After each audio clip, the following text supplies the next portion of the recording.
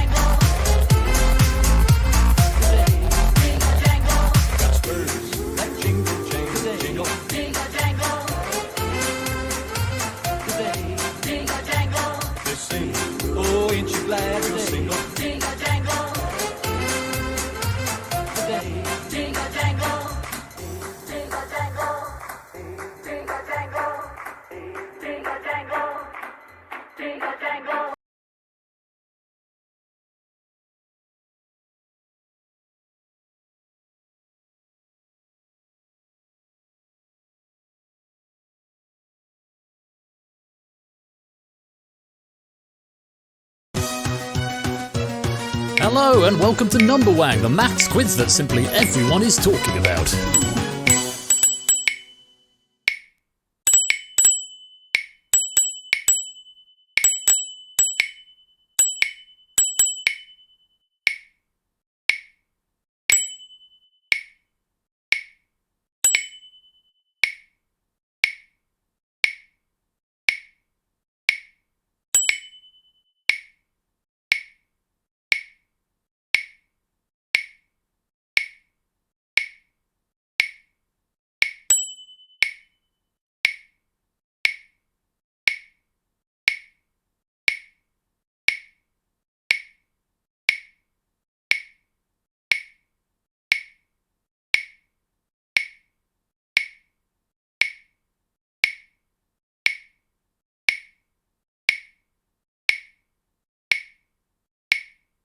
Well, if you're ready, let's play Number Wang.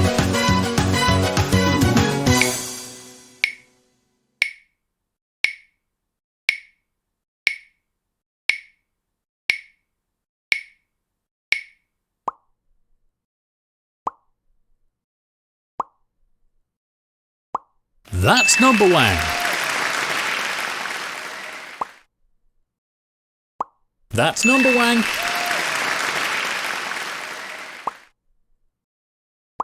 That's Number Wang.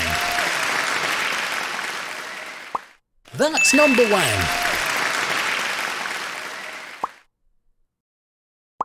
That's Number Wang.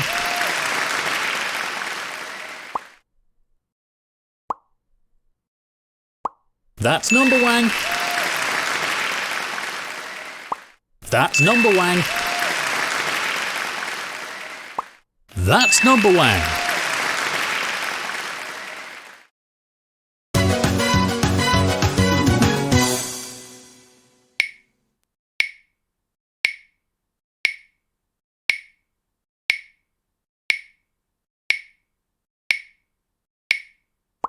That's Number Wang. That's Number Wang.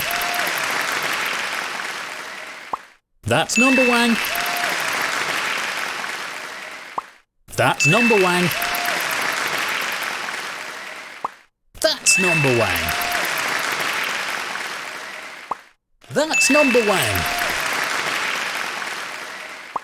That's Number Wang. That's Number Wang. That's Number Wang. That's Number Wang. That's number wang. That's number wang. That's number wang. That's number wang. That's number wang. That's number wang. That's number wang. That's number wang.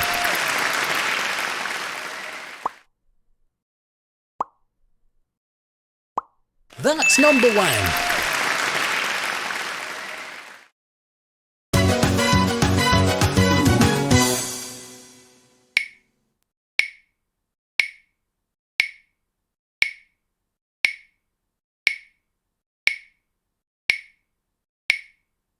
That's number wang.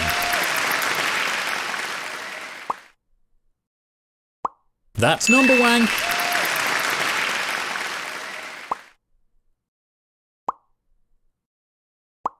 That's number wang.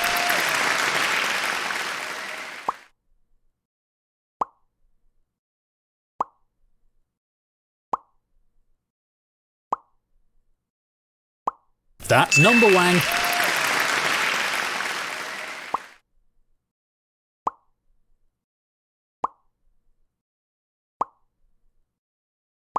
That's number wang.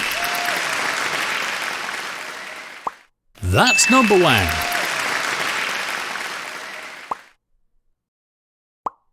That's number wang. Let's go to the maths board.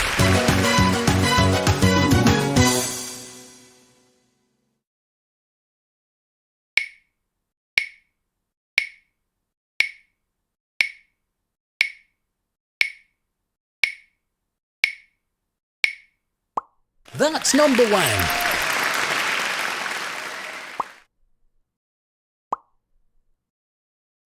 That's number wang. That's number wang.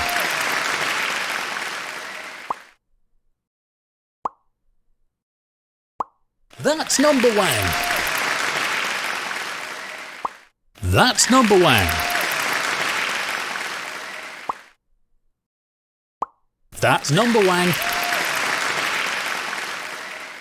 That's number wang.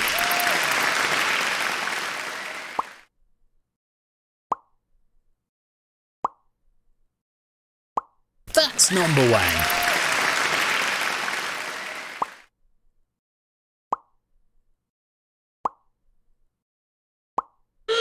That's the number wang bonus. Triple number wang to you. Everything hinges on this final round. Yes, it's time for Wanganum. Let's rotate the board.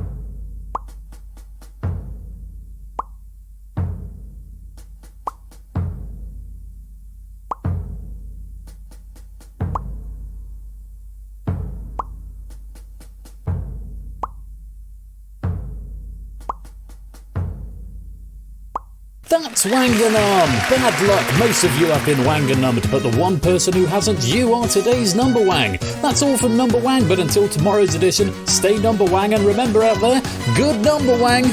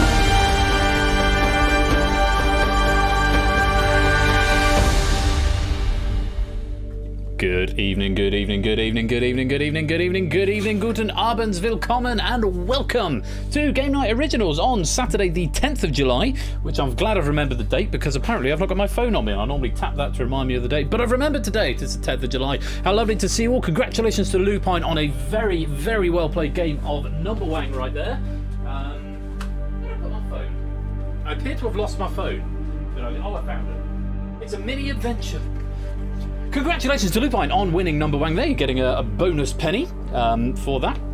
And, oh yes, I just had a text message from my granddad, Papa, we call him. It's my mum's dad. He's 90 today, so he's still going well. We're looking forward to having a catch up at my brother's wedding next month. So if I look at my phone, that might be why. Anyway, hope you're all well. Happy Saturday to you. Hope you're having a great weekend so far. I've had a fairly sleepy weekend. Well, certainly this afternoon. This morning's been really busy. I went to a baptism. I was singing in a quartet at a baptism at the church I play at. And it was really nice. And then the mother of the child being baptised said, "You must come back for lunch." So I had a bit of a few people around, all in the garden and stuff, which was all very nice. "You must come around for lunch." And then I didn't end up leaving until about 3:30, considering the baptism was at 11:30, and I'd left at 10:15 to get there for a rehearsal. It was, it was a busy old day. Been a busy old day. So I had a little bit of a doze on the bed this afternoon, watched some streams, and then got some stuff ready here. So. Anyway, lovely to have you all here. Thank you so much for joining. Let me say hello to you all. We've got Jogging Charm, good evening to you, and We Like Shapes. Cola, Big Man Aaron, good evening to Useless Noisemaker, and to Zeus, and to AB Me, Milk Like Substance Effrontery, The Juice Man, good evening, Apodo and the Lupine one, Chris M. Dixon and Derek Agony.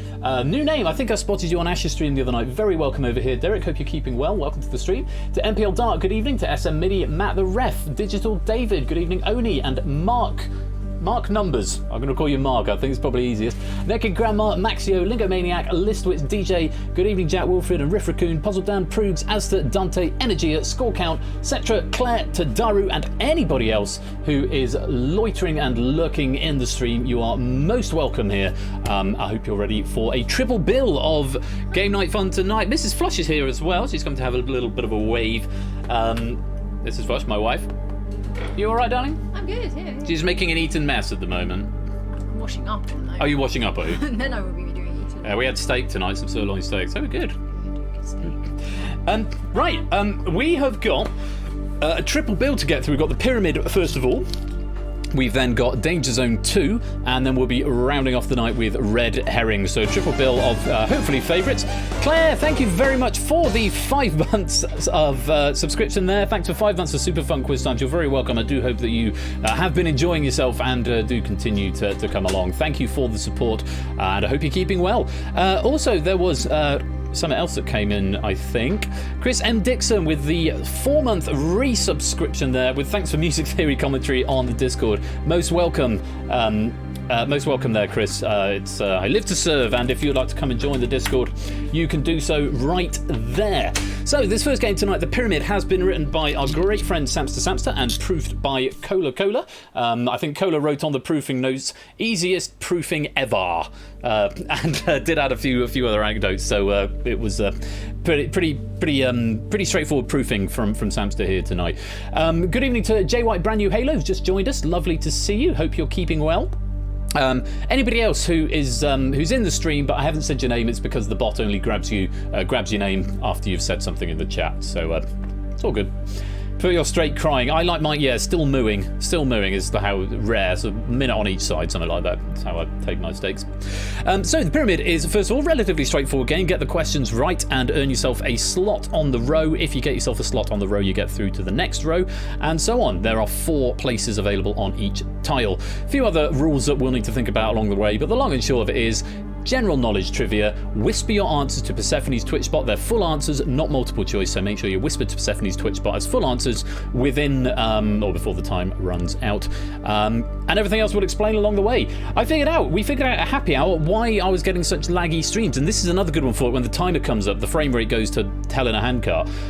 It's if I focus on Unity does Unity stuff. So unfortunately, I need to focus on Unity to press the buttons to progress the gameplay, but it means during animations and stuff, I'm going to click off there's probably there are other ways around it. We've figured some of those out as well.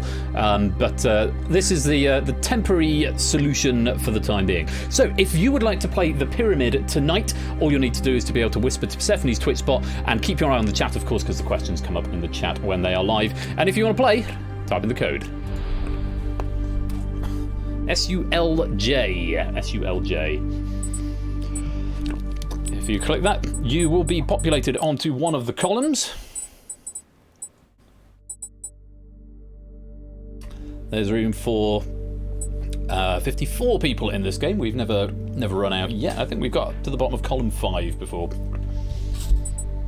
It's a way of describing a cooked steak: living, blue, or medium.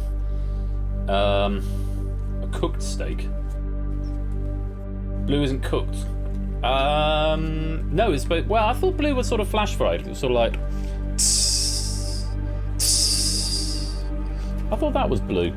Maybe I'm not very up on steak. I don't order steak all that often. I saw an unpopular opinion the other day that said beef is the most overrated of all the meats. You show it the grill brief, you show it a picture of the grill. Here's a grill, have a look.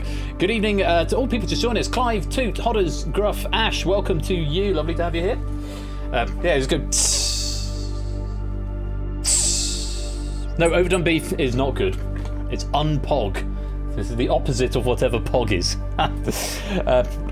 I don't think beef is overrated. I do like beef. It's not my favourite meat, certainly if not going to have a Sunday joint, but it's relatively cheap and it's perfectly acceptable. I don't dislike it. Is it overrated? I don't know that it is overrated. It's quite versatile. I mean, you can have steak, you can have silver-side roast, you have it in a beef burger, spag bowl, you have it as mince, chili con carne. I mean, there's so many variations that you can have with beef. I mean, I think it's a very versatile meat and it's worth keeping around. Right, 9, 18, 27, 36 players in the lobby. It's very gratifying for a first game of the night. Well, welcome to you all. Right, we're going to be playing DangerZone later on as written by AJ, and then Red Herrings as written by Oni. So 3 games to get through. Plenty of quizzing action this evening. I will just say at this point, I'll give you another 30 seconds to join the lobby. You must join the lobby at the start of the game. You cannot join the lobby midway through here. So, another 30 seconds. Casserole, that's another one you can do with. Oh yeah, casserole. You can have anything. You have chicken casserole. You can have lamb casserole, turkey casserole. That's always popular in December.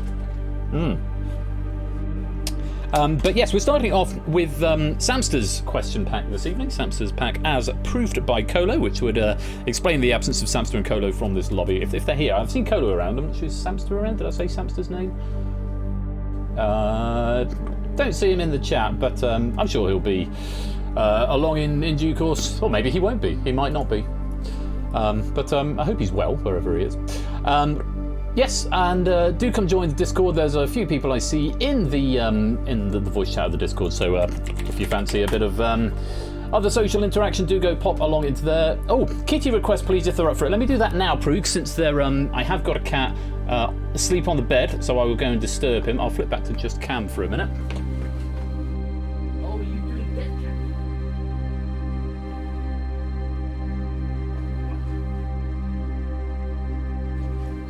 Cam? Here we go, Prugs. Here's a kitty. It's Ozzy. He was asleep on the bed. He was doing dead cat, so he was. That's where he lies on his back with his claws in the air. So he's just been woken up, so he's not very happy. But he is just the most soft cat in the world. If I sit down, that's when he'll try and struggle and crawl away, probably. But let me see if I can just give you a... He is so soft. Oh, are you asleep? Are you still half asleep? Oh, there he is. Hello. Hello. Do you want some chin tickles? Say hello to the nice boys and girls. So this is Ozzy. He's a white cat with pink ears, and he's got one blue eye and one yellow eye. He is comfiest blowfelt I've ever seen. He is not blind and he is not deaf, because those are the questions we always get when you see a white cat, especially when he's got different colour eyes and pink ears. They say, is he blind? Is he deaf? And the answer is no, he's not. He's neither blind nor deaf. He's just a big softie until he decides he's had enough, at which case he'll try and claw my face off. But he's been quite pacified tonight. He seems quite peaceful. Shall we go put you back on the bed? Say bye-bye, everybody. Say bye-bye, everybody. Ah, what a good boy. So that's Ozzy. Ozzy's going back to bed now. Say bye-bye, Ozzy. Good boy. You say bye-bye? Say bye-bye? No, okay. Good boy. Alright, good. There you go. So there's your show me the kitty for this evening. Let me mark that one off. There you go, Proogs. Start the stream off as we mean to go on. He was very content. That's the happiest I've ever seen him. Very, very relaxed. I'll put him back on the bed, and he's now sitting. He's not gone back to sleep, which means he's probably going to leave in a few minutes. But well worth 10,000 points. Glad to hear. Glad that it's well spent. Yeah, so we have got another cat, but I think she's out at the moment. We've got the dog as well. She's having a lie down. 100 bits. Thank you for the 100 bits, jogging chum. Just saying cat. Absolutely. Right, I think that's probably about where we're going to be in terms of players, so let's get this game underway. Here's how to play the pyramid. The 4 fastest players to answer each question earn a slot on the game board. Okay, simple so far. When the row is full, those players then compete for the available slots in the next row. But beware, if you choose to answer and are incorrect, you are prevented from earning or keeping a slot on the row. Shall I flick it back to the main game? That would make sense, wouldn't it? I've just realised I've left it on there. There we go. I'll put it back to where we were. Yes, I may wish to show you the board. Sorry about that. Not that you don't like my face. So let me just go through the 4 fastest players. Do you want a pyramid penny as well before we get going? Have a pyramid penny. 4 fastest players to answer each question earn a slot on the game board. When the row is full, those players then compete for the available slots on the next row. If you choose to answer and are incorrect, you are prevented from earning or keeping a slot on the row. So what that means is if you get it wrong and you haven't already earned a slot, you're what we call in the dark, or going into the Nightlands. I think, do we call it in the dark? I think we call it in the dark, although that's also a phrase from Winning Lines. I can't remember my own terminology. In the shadows, thank you, Brand New Hale. I can't remember the terminology for my own game. Okay, why are you doing weird flickery things again, monitor? You're in the shadows, and that means you won't be able to earn a slot by default. Keep playing though, because all players earn points for correct answers, and at the end of each row, if there are any vacant slots, either because not enough players got them right, or because players have gained a slot and then lost it, so if you get one wrong after getting a slot, you lose that slot, then the players with the highest scores are brought back into the game and out of the shadows. Players who initially earned a slot but subsequently lost it, however, cannot be eligible to earn a vacant slot. 4 players who reach the top will progress to the final. That's about all there is to it. There's 13 questions in total, 10 in the main body of the game and then 3 in the final. All fairly straightforward, but long and short of it is whisper your answers to Persephone's Twitch bot. You've got about 15-20 seconds to get the answers in. Make sure you get whispered to the bot and keep your eyes on the chat, because that is when the question will be live. 37 players getting a penny, one of them new. Welcome to you if you've just claimed a penny. That goes onto the leaderboard at persephoneshow.com/pennies. Right, let's get on with the game. Here we go. So the first question is going to be the Horned Viper question. This is worth a single point. If you get it wrong, you are in the shadows and won't be able to progress on this row unless you get a second chance saloon. Here we go. Best of luck. Take a look at this. First question is Alan Rickman. All right, then, positive. Which Indian landmark found in Agra was built as a tomb by Mughal Emperor Shah Jahan for his favourite wife? Which Indian landmark found in Agra was built as a tomb by Mughal Emperor Shah Jahan for his favourite wife? It's the first question, and hopefully the frame rate is a little bit more cromulent than it normally is. I'll do you another one. I don't think that was a very good Alan Rickman impression. Tadaru, Pozadan, Maxio, Dante, and Broken Hyperlink sitting that one out. Everyone else having a go. Correct answer was... it was the Taj Mahal. Relatively straightforward beginning. Yes, that would be the Taj Mahal, Natter. Absolutely right. Let's see who was right. Green if you were, red if you weren't. Nice to see everybody who attempted it getting it right. So everybody going green who attempted it. So it's going to come down to the 4 fastest as to who is going to get a place, a slot on the Horned Viper. Let's have a look. So we eliminate the players who are wrong, which is nobody in this case. And let's go to the Horned Viper. Who's getting a slot? Toot, Oni, Zeus, and Clive. Toot, Oni, Zeus and Clive, you're the first 4 on to the pyramid. Very well done. If you get one wrong on this row, then you won't be able to get a second chance slot, and you will lose that slot on the pyramid, which you don't want to do. So think carefully before answering if you're not sure. Everybody else, you've got 3 more questions to earn a slot on that first row. Let's go on to the owl question. Take a look at this. In cuisine, bechamel, velouté, espagnole, hollandaise and tomato are traditionally known as the 5 French what sauces? Not a washing machine, my wife is using a whisk.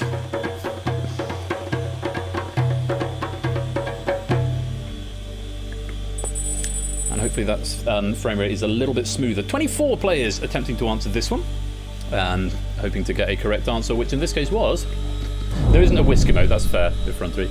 Mother. In cuisine, bechamel, velouté, espagnole, hollandaise and tomato are traditionally known as the 5 French mother sauces. If you gave me the answer mother, then you'll go green. If you gave me anything else, you're going to go red. Let's take a look and condone some answers here. Zeus has said mother sauces, that's completely fine. So Zeus and tick. Likewise, I think that's Lingomaniac down there saying mother sauces. Lingomaniac, tick. In fact, I've got the names in the console, so I can just look down here. Jogging Chum going white. Useless Noisemaker, father, wrong parent there, Kira, bad luck. And Energy is saying basic. I'm afraid Jogging Chum, Kira and Energy, those are incorrect answers, and is off to the shadows with you. So, more than 4 players are eligible to get this slot, but only the 4 fastest will get onto the owl. Let's find out who was fastest. Derek, Claire, Big Man Aaron, and Apodo Nuevo. Derek, Claire, Aaron, and Apodo are the next 4 onto this row. Nobody losing a slot on the pyramid so far, so there are potentially 8 more slots available here. Jogging Chum, Kira, Energy, do continue to answer. Even though you're in the shadows, you could get a second chance saloon. Ties are incidentally are broken on second chance coming in. It's the least amount of time you've spent answering questions, so the faster you answer long term should have a little bit of an advantage. Let's go on to question 3. I'll try and do Alan Rickman for this question. Which sportswear company was founded by Adolf Dassler in 1949? Turn to page 1949. Which sportswear company was founded by Adolf Dassler in 1949? I can mark that as complete. You've had 2 for me there, Puzzle Dan. Most people attempting this one, 28 players giving this a go. Correct answer was... Adidas, or Adidas if you prefer. Out of 28, how many got it right and how many got it wrong? Jack Wilfred going for Puma. Who's that? Is that Tadaru going for Nike or Nike? Both of those incorrect answers, I'm afraid. And it's off to the shadows with you. Everybody else who played that gave me a correct answer, and out of those 24 players, or 24 players available here, some of them have already got passage, but who is going to get onto the chick tile? 4 of you will. Let's take a look. Who was fastest? Matt, Lupine, Baby Me, and Lingo Maniac. Very well done. You are through to the next round, as long as you keep that slot and don't give me a wrong answer on the next question. For the zigzag question, this is the last question of the row, which means you might, if you've not already got passage, you might as well try this one, because if you don't get passage on this one, whether right or wrong, you will be sent to the shadows, and only a second chance will get you back into the game. So, might as well have a go on this one if you've not got passage. If you've got passage already and you don't know the answer, probably best to sit it out. But if you haven't already got passage, definitely worth giving this one a go. Might as well have a punt. Here we go then. Question number 4, the zigzag question. Take a look for a single point. The Curious Village and the Miracle Mask are 2 installments in which video game franchise?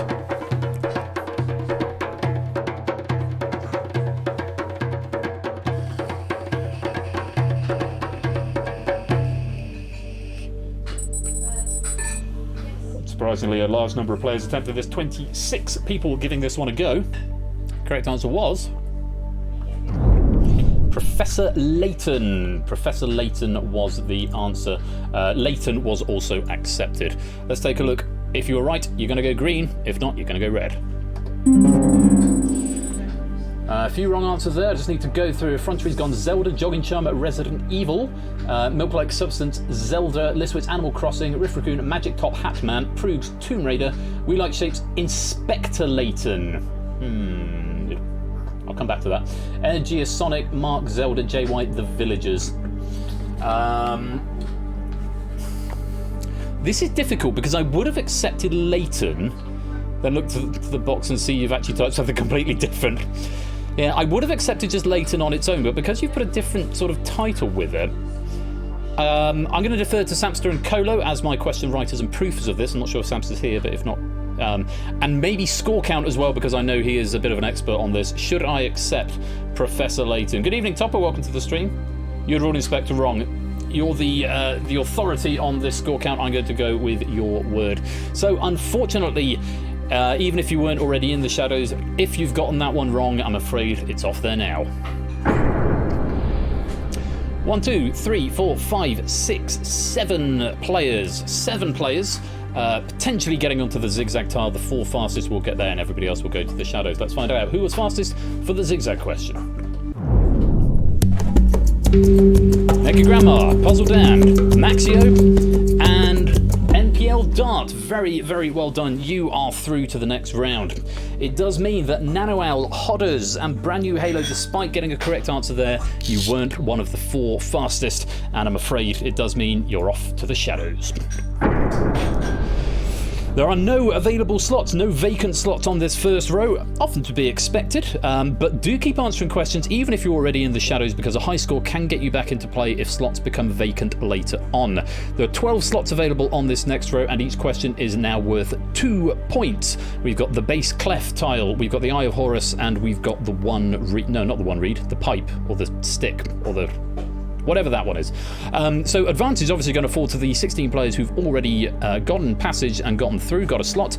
But do keep answering, because even if you're in the shadows, if we don't fill up any of the tiles, or if a player loses a slot, then you might be able to make your way back in.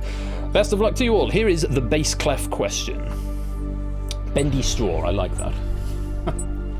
It's a musical term now, it looks like a bass clef. Sharing his name with an actor, thank you Dylan, with an actor from the 60s and 70s who won the Turner Prize in 1999 and the 2014 Best Picture Oscar for 12 Years a Slave.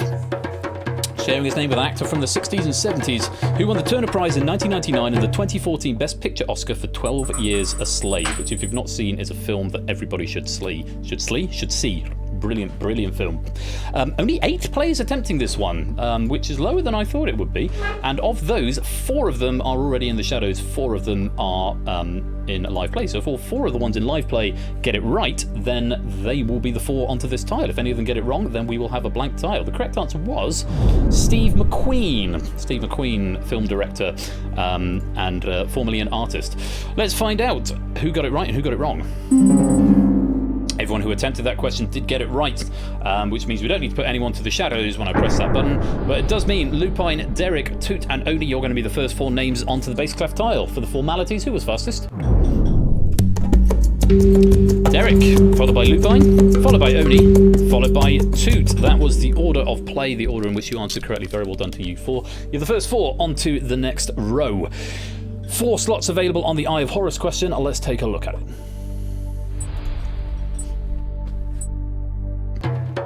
Named Rolling Stone magazine's best debut album of all time, 1986's License to 3 was which group's first album? Is that License to 3? License to I? License to 3? License to Ill? I think it might be License to Ill. It might be ILL. Yeah, there we go. The font making it difficult to distinguish between capital I's and lowercase L's. License to Ill. Thank you for the clarification. How many players? 13 players attempting this one. Let's take a look what the right answer was. It's the Beastie Boys. Beastie Boys, License to Ill, Rolling Stone magazine's best debut album of all time. If you were right, you'll go green. If not, you'll go red. Wrong answers there. Jack saying the Flaming Lips, Riff saying Red Hot Chilies, Dante saying U2, and Jay White saying AC/DC.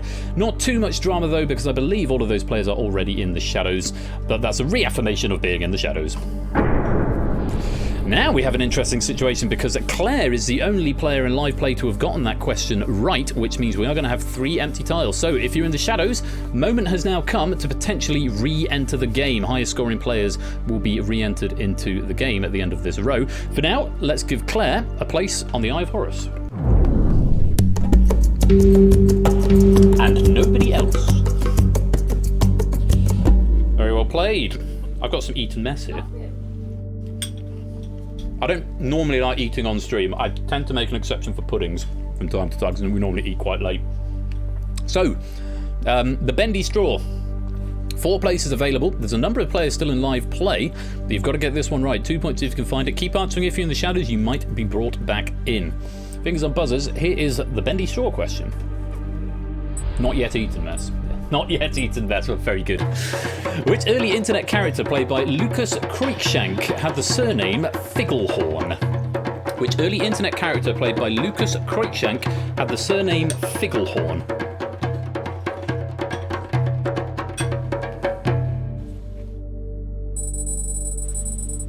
And again, lots of answers there because maybe you might as well when it comes to the end of the row.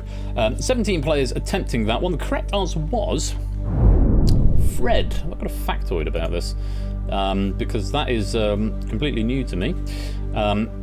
Fred Figglehorn, stylized on web pages as F and then the capitalized R but backwards, is the central character in an internet video series created by Lucas Cruikshank in 2006. It's a new piece of information to me. How many of you put Fred? Let's take a look.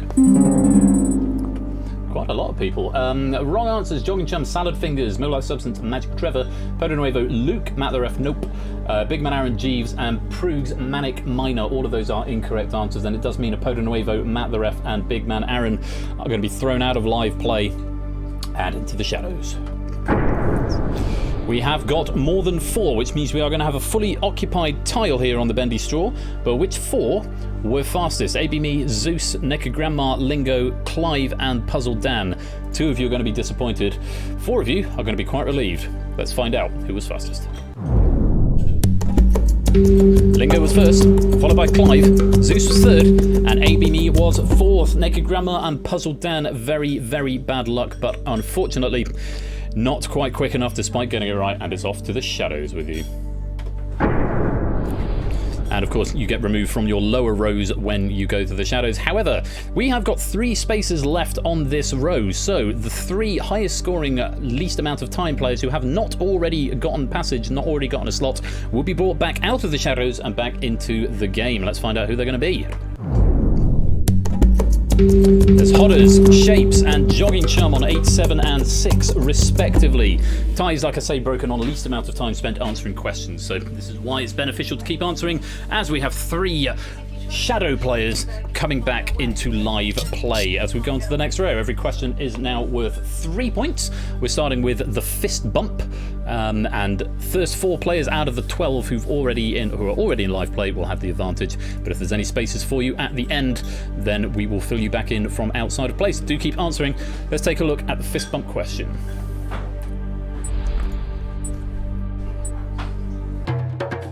In 2010, who became the first female Prime Minister of Australia?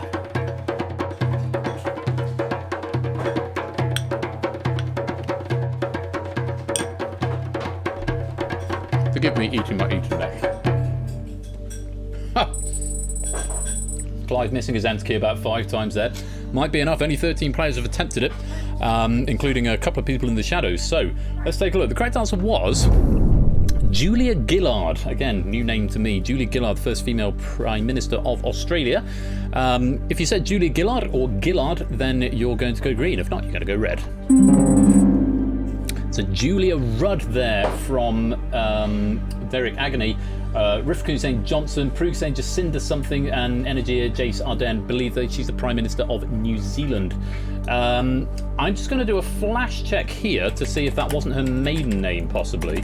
Because if it was, I might be inclined to allow that, Derek Agony, but if not, then I probably won't. Julia Eileen Gillard AC.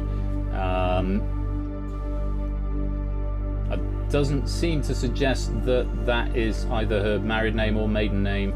She's, as far as I can see, she's not married? Maybe she's not married. I don't know if people change names. Doesn't look like it's going to fly, I'm afraid. Oh, mixed up with Amber Rudd. Amber Rudd, yes, she was the Home Secretary, I think, at one point in the UK. But unfortunately, it's going to be off to the shadows with you, Derek Agnew. Bad luck. So, 1, 2, 3, 4, 5, 6 of you getting the correct answer, but only 4 of you can earn a slot on the fist bump. Let's find out who was fastest. Zeus was first, followed by Oni, followed by Clive, followed by Shapes. Claire and Hodder's just a little bit too slow, but do keep answering because, remember, high scores could get you back in with a second chance saloon. On to the 2 reads question then. There are still a number of players on the previous row who are going to be vying for this slot, and remember, you might as well have a go at this one because if you don't give me a right answer here, you're into the shadows anyway. 2 reads question, take a look.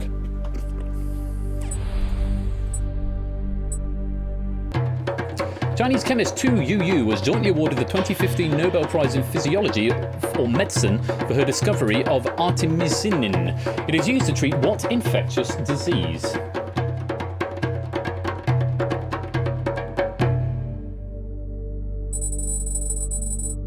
I'm just looking back through the chat. Half Gillard, half Rudd. Kevin Rudd? Amber Kevin. Julia Gillard is her maiden name. She isn't married, right?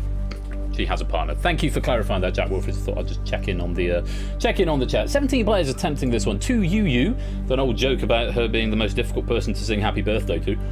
I know. Right? Sorry to stumble over that question there. Let's take a look. The correct answer was malaria. Malaria is the answer we were after there. Chinese chemist Tu Youyou was jointly awarded the 2015 Nobel Prize in Physiology or Medicine for her discovery of artemisinin, I think. It is used to treat what infectious disease? The answer is malaria. And that's all I've got on there, I'm afraid. So, if you gave me malaria, you're going to go green. If not, you're going to go red. Ooh, that is a lot of red. Let me go through them. ABME saying tuberculosis, effrontery saying shinglers, possibly meaning shingles, Lupine saying polio, Lingomaniac and Jogging Chum both going bird flu, milk-like substance chlamydia, useless noisemaker polio, Derek Agnew leprosy, Puzzle Dan nope, Riff Raccoon HIV. None of those is malaria or is a pseudonym for malaria, so I'm afraid it's off to the shadows for you. Which means only 2 players have got a slot available here, which means there are going to be 2 backup slots. But unfortunately, if you haven't already got a slot, and in this case it's just Claire, I'm afraid you've got to go to the shadows. Oh no, not yet. I've got to put you in first. 2 was fastest, followed by Hodders, and then 2 empty slots. So now Claire, I'm afraid, is the only player in live play without having passage. It's off to the shadows. But as I said, there are 2 free slots available. The 2 highest scoring players who are in the shadows at the moment will be brought back into the game. Let's find out who it's going to be. It's Jack and Big Man Aaron on 11 and 10 respectively. Welcome back to the game. Sneaking back in on row number 3. And back into live play you are. So, one more question before we go to the final. 8 players going to be scrumming out for 4 slots. But again, if nobody, or if any of those slots are left blank at the end, then we will throw it back out to the highest scoring players in the lobby. 4 points available for this question, so very much worth having a go. Do take a look at the arm question. Thanks, Samson. Cited as the most attended Super Bowl ever with 103,985 in attendance, Super Bowl 14 was held in which American state?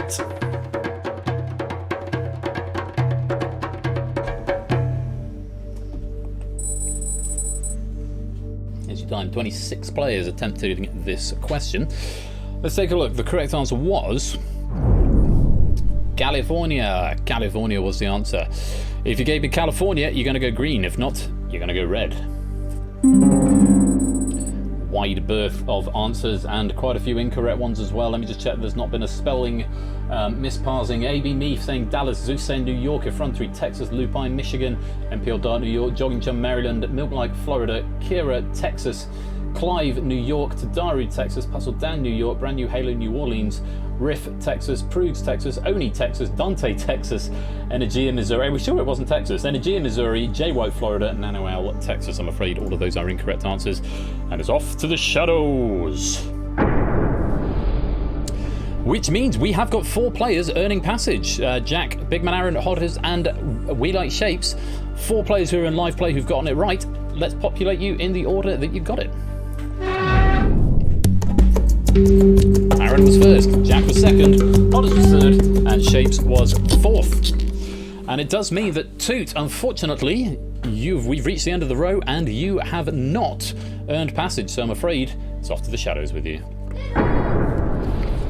Well, this is a turnaround. Haven't seen this for a while. We've gotten to the top of the pyramid, but nobody who got in on the bottom row is still in. Everybody got in on either the second row or the third row. So, very interesting game this, and it does show you the swings that it can have. And of course, the same precedent applies to the final, and every question in the final is worth 5 points. So, you could still be in with a chance of stealing a slot if our 4 live players do not manage to get onto the row. Looking at some high scorers, Claire's on 12, Derek Agony's on 11, Toot's on 13. And only on 11, these 4 players at least, and possibly more besides, are going to be champing at the bit to try and sneak back onto the pyramid. But for now, let's go to the final. Let's rotate the pyramid.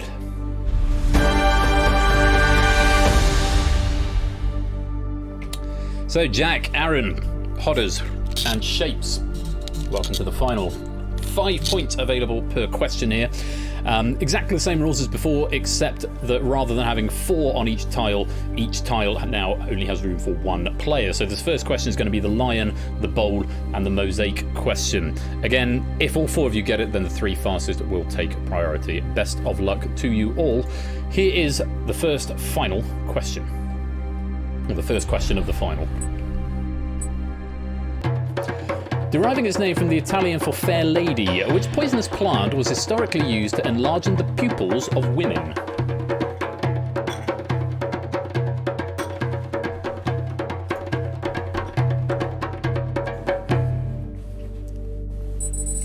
What a niche sort of question there. All 4 of our live players attempting it, and quite a few others besides, 20 in total. Correct answer was Belladonna. Belladonna. Let's see if I've got any factoids about this. Is that the pack? Yes, that's the pack. Belladonna also would have accepted Deadly Nightshade. Deadly Nightshade as alternative, as although it does not fit the name part of the question, it is exactly the same plant, and so therefore is a correct answer. That's just a citation added from Colo there. So Belladonna or Deadly Nightshade would have been acceptable. If you said either of those, you're going to go green. If not, you're going to go red. Lots of green there. Wrong answers: ivy, poppy, Madonna plant, hemlock, prima donna from Big Man Aaron, foxglove, and nightshade. Nightshade I think I will accept from Energia. I think that is valid. Nightshade, Deadly Nightshade, I'm inclined to accept that. Nightshade, yes, I think that's fine. Only one other one I'm not sure about is hemlock. Are hemlock and Deadly Nightshade the same thing? Kola, I'm deferring to you on this one. I have a feeling they're similar, if not the same. Let me see if I can get to Google before you, Kola. Or you may know this offhand. What do we think, Kola? I'm going to give it a Google. Hemlock. Conium macutum, the hemlock or poison hemlock. It does look like it's a different plant. Yes, different plant. Not the same as Belladonna, so I'm not going to accept hemlock. No, it's not the same. Okay, lovely stuff. So, I'm afraid if you gave me anything other than Belladonna, Deadly Nightshade, or Nightshade, it's off to the shadows with you. Only 2 players getting it right, Hodders and Shapes, which means Jack and Aaron are out of the running, but could get a second chance saloon unless somebody beats them to it. Let's find out who was fastest. Shapes was there first, Hodders was second. No one getting that third slot, but it is going to go to the highest scoring player. Can you see who it is? Might be Toot on 18. Let's find out. Oh, let's eliminate other players first of all. Now let's find out who's getting the second chance saloon. It is indeed now cut that out. Welcome back to live play. After getting in on the first row, losing it on the third row, now back in on the second row of the final. Very well played. 2 questions remaining. The hand and the eagle question are next. Very best of luck. Fingers on buzzers. Take a look at this. 5 points available. Famous quote, Dr. Livingstone, I presume, was uttered by Morton Stanley in which country that possesses the majority of Lake Tanganyika? Whispering it, Derek Agony. Whisper to Persephone Switchbot.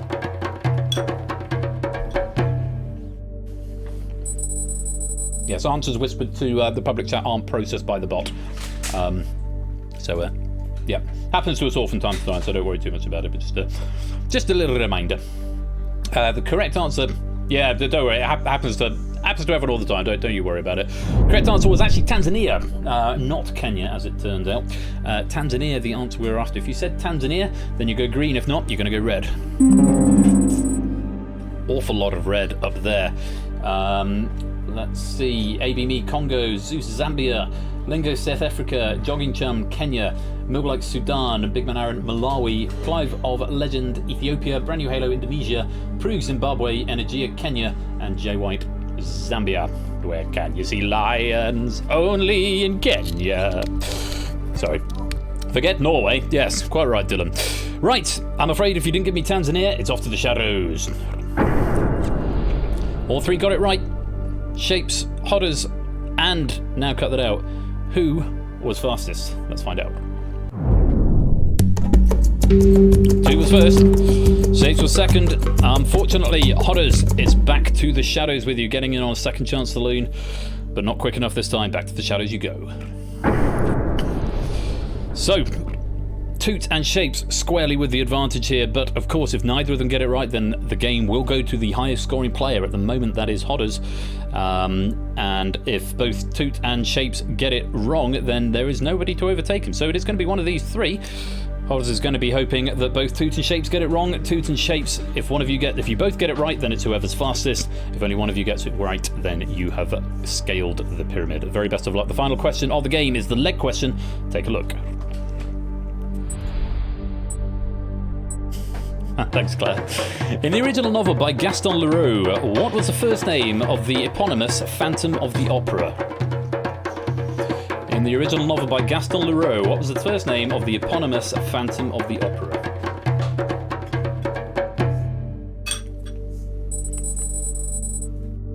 I think it's just something like this being like Barry or something. I will never say titular. I will always say eponymous. Remembered after you submitted. Shouldn't have rushed. Ooh, Toot with a bit of information giving away there. The correct answer was Eric. Eric, I've actually never seen Phantom of the Opera, I have to say. Let's take a look. Eric, either with a K or a C, would have been acceptable. Who was right and who was wrong? Green if you were right, red if you were not.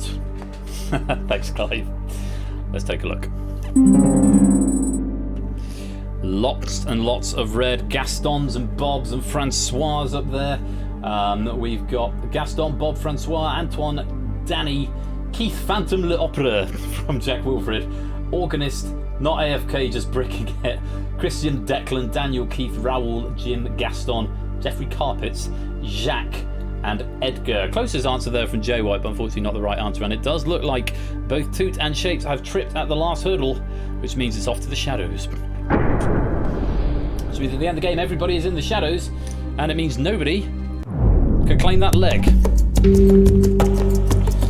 Which, in the unusual event that this happens and nobody from live play gets the final question right, it does go to the highest scoring player. So for the second time coming back into the game, that's putting everyone into the shadows.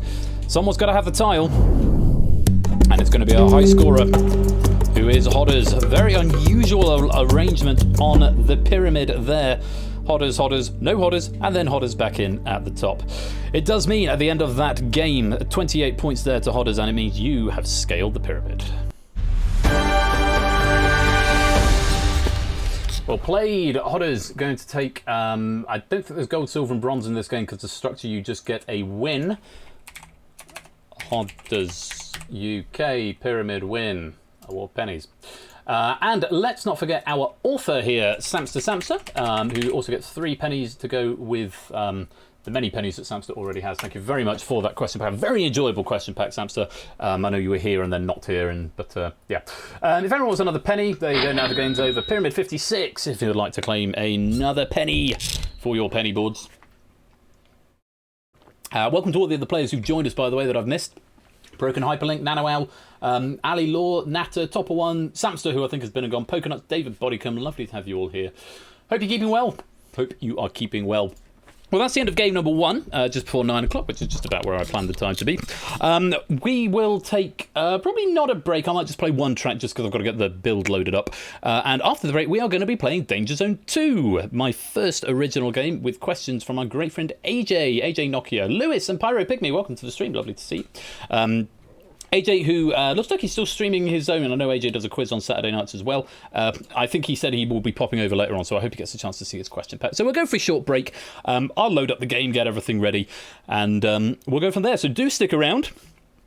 There's your pyramid penny. Chance to have your pyramid penny. Let me clear that now. Do I want to give you a break time penny? Stay around because I might give you a break time penny. I might do, I might not. But yes, right after the break, we'll be playing DangerZone 2. So stick around for that and I'll see you there. Congratulations to Hodders, you have scaled the pyramid.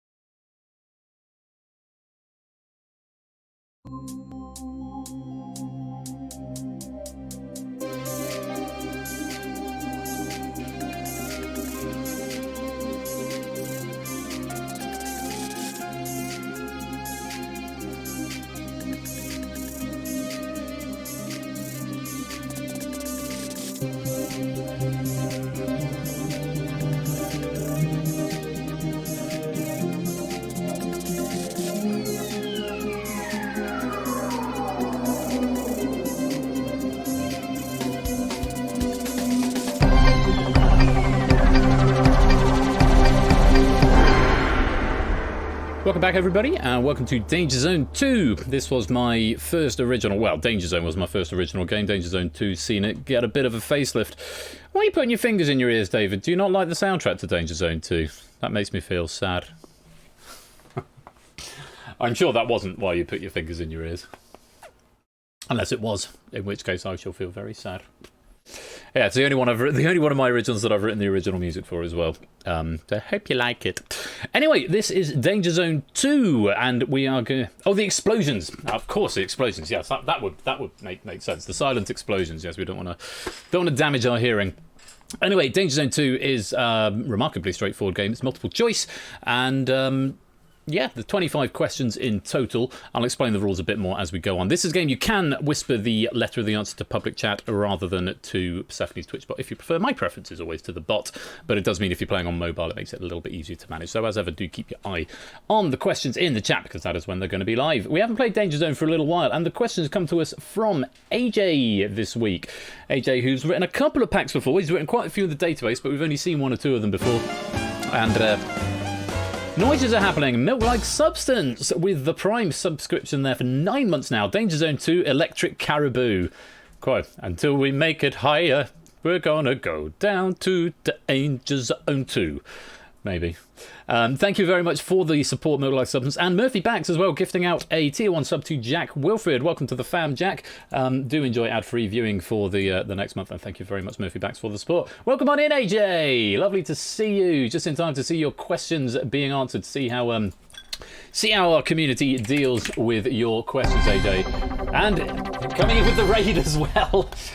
Welcome, AJ's Raiders. You're just in time to play. If you've just come from AJ's quiz, you're going to get a few more of AJ's questions if you want to come and play here. We're going to play DangerZone 2, which is an original game of mine, but with questions written by AJ. So without any further ado, if you want to come and play...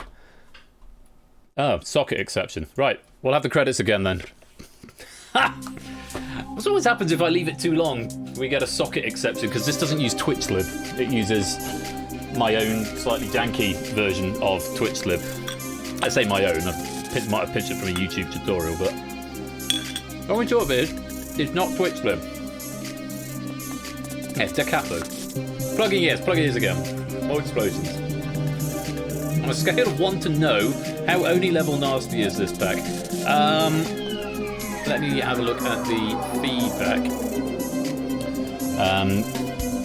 Pop over the BRB screen a minute so I can go to my other Chrome tab.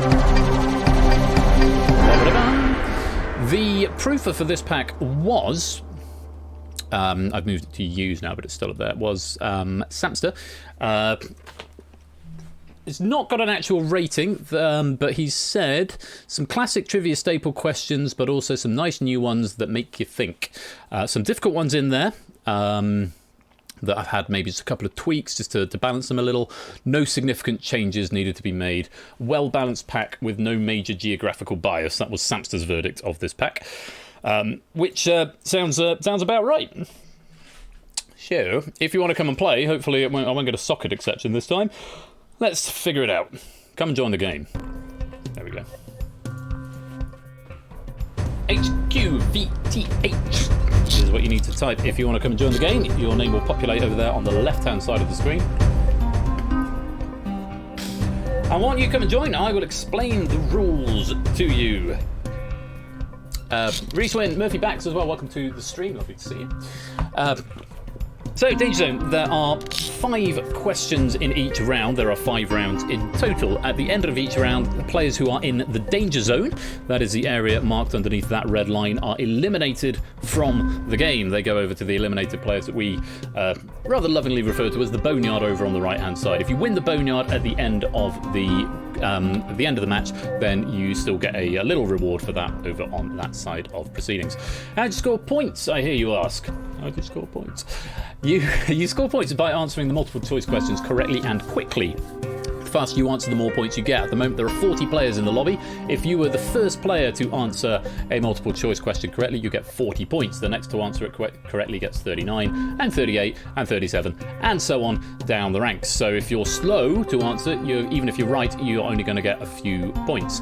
Along the way, there are a couple of things to help you out. You can have a multiplier, which could be played at the start of a round, and it will give you double points for the entire round. You can only play it once, and you need to use it before round 5. Of course, remember, double nothing is still nothing. But you can use your multiplier right at the start of the round if you like.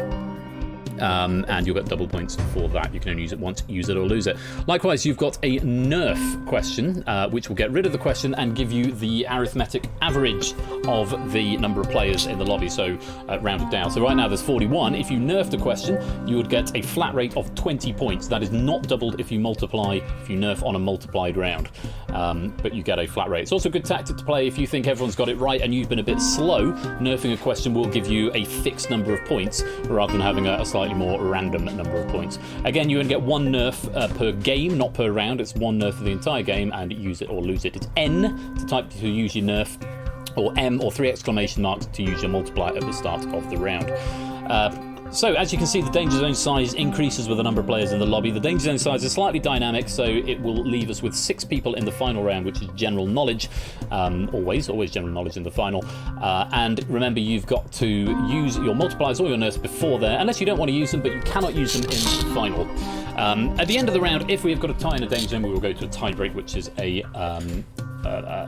number question, and whoever is closest to the correct answer goes through, and whoever's further away goes out. That's about all there is to it. Long and short of it is, each round has got a different category, and all the questions in that round will be somehow related to that category. A, B, C, or D is all you need to do, either to the bot or into public chat. I think I've whittled on for long enough. Hopefully you all understand those rules. It's quite straightforward. Get questions right, stay in. The faster you answer, more points you get. Stay out of the Danger Zone. The scorings for the final round are a little bit different, but I'll explain those as and when we get there.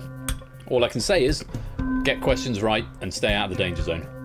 The strawberries taste slightly, I don't know, odd.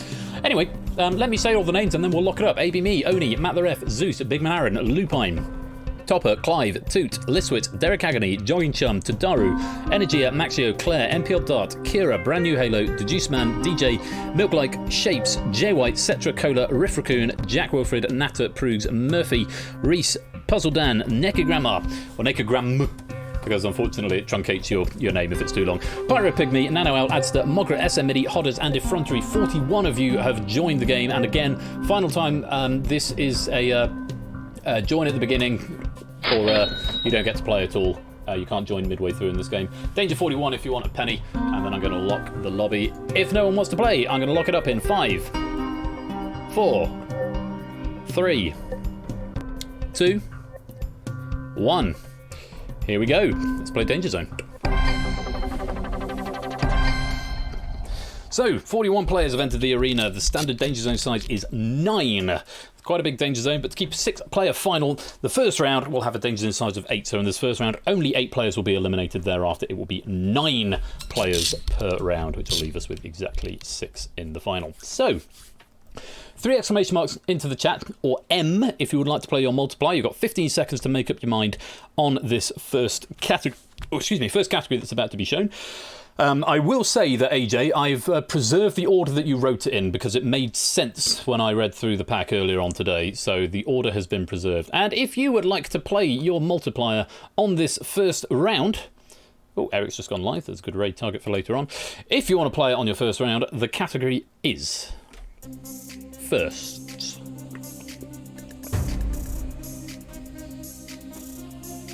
Three exclamation marks or M to multiply.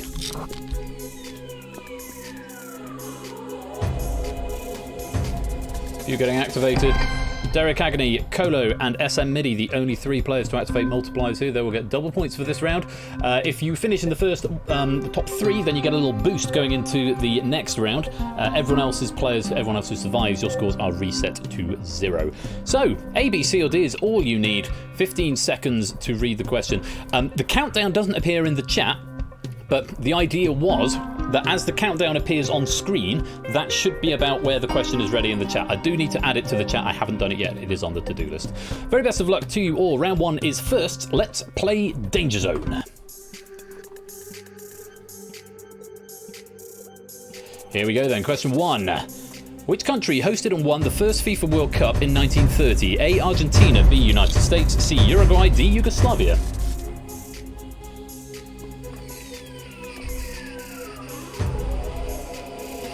I see everybody getting an answer. Appropriate question given what's happening in the world, not the World Cup, but the European Cup. Most people getting this one right, but not everybody. Who was fastest? Which button? That button. Now cut that out was fastest. ABME was second. Oni was third. Claire was fourth. Zeus was fifth. No nerfs being played on that question either. Remember, it's N to nerf if you need to nerf your question. The correct answer, as most of us there knew, was C, Uruguay. So as you can see, that's a lot more than 8 people in the danger zone at the moment. It is dynamic, and it will expand to accommodate everybody who is on a tied score. Those danger zones will count against you a bit later on, so you want to get out of there. Derek Agony taking an early lead with 56. Colo in second with 54. SM Midi in third with 46. Thanks to those multipliers. Let's go on. Question number 2. No worries, AJ. Don't you worry about that. Don't you worry about a thing. Question 2. With an atomic number of 1, what is the first element on the periodic table? A, hydrogen, B, helium, C, lithium, D, mercury.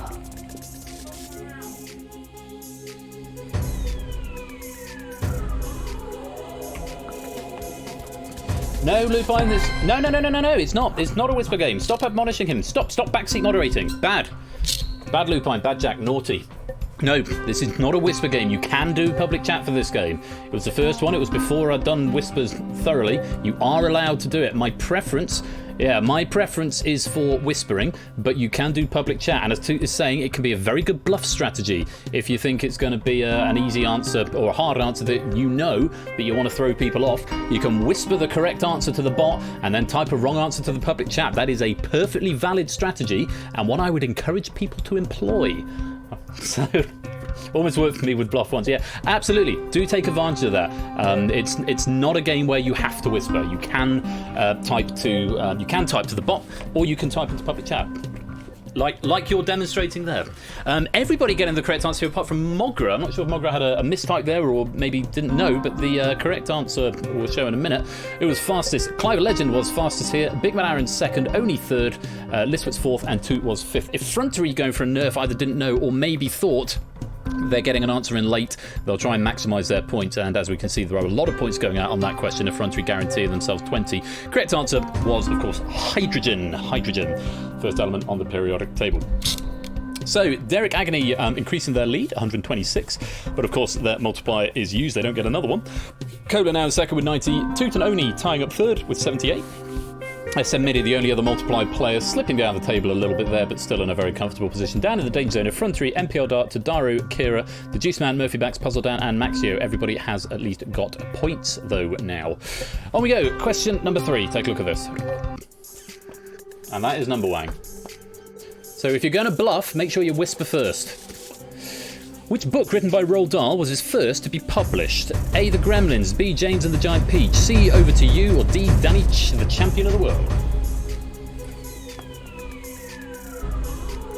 Q. Wow, catching a lot of you out there. Trickier question. I wouldn't have known that. I would have guessed probably B because it's the most... But it's probably not because I've heard of that one. I've heard of B and D. I haven't heard of A or C. So it makes me think it's probably one of those. Who was fastest there? Now Cut That Out was fastest, followed by Brand New Halo. Topper was third. Oni was fourth. And Matt was fifth. Anybody using a nerf? Yes, the Juice Man using a nerf, getting a flat rate of 20 points there. A few other players were correct, but most people getting that one wrong. The correct answer, for what it's worth, was A, the Gremlins. The Gremlins.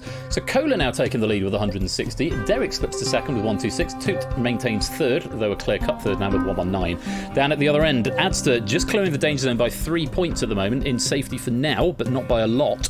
Pyro Pygmy on 24, Riff on 23, MPL on 17, Tadaru 15. Kira 11, Murphy 6, Puzzle Down 5, Maxio 4. 2 more questions to try and work your way out of that danger zone if you can. Fingers on buzzers. Here is question number 4. Don't care Roald Dahl was racist. That's true. Sadly. On we go. What was the first YouTube video to reach 1 billion views? Was it Crazy Frog by Axel F, Charlie Bit My Finger, Psy Gangnam Style, or Justin Bieber Baby?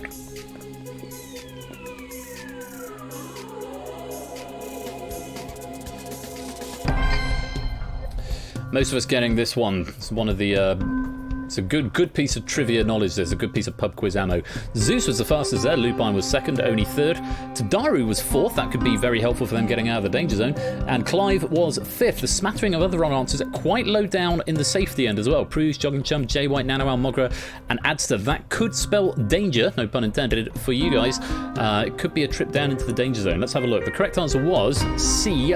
Psy Gangnam Style. Gangnam Style, and I remember they were given a little animated graphic icon of him doing the Gangnam style, Gangnam style. Shut up, Ben. Cola and Derek Hagney are now neck and neck at the top with 192. Oni in second now with 155. Matt jumps up to third with 140. Down in the danger zone, Jay White, Kira, Nano Al, Mogra, Adster, Murphy Bax, Maxio, and Puzzle Dan. It's very tight though. We've got Jogging Chum and MPL on 37, Prugs on 38, even Pyro and Riff on 41 and 42 respectively. Not completely safe yet, and maybe those players on 50 are still going to want to get a correct answer with 8 players below them, and 3 of them even, on 30 within spitting distance of that safety line. It could all change on this question. Good luck. Question number 5. Here it is. Korean Macarena. Which of these Android operating system versions was released first? Kit Kat, Marshmallow, Nougat, or Oreo? If you're in the danger zone and you get this one wrong, your fate is sealed. Or if you abstain. That's it, everyone has answered. Jay White, Kira, Murphy, and Maxio all in the danger zone and answering incorrectly, which means they are automatically going to be out. But who's going to be out with them? Puzzle Dan's got a lot of points there, 38. Could be enough to overtake, especially given Tadaru who's gotten it wrong. Reese Wynn and Riff Raccoon not getting a huge amount of points. It depends what the difference was. They may be out. We will see in just a minute. Who was fastest there? It was the Juice Man was the first to answer correctly. Clive was second. Big Man Aaron was third.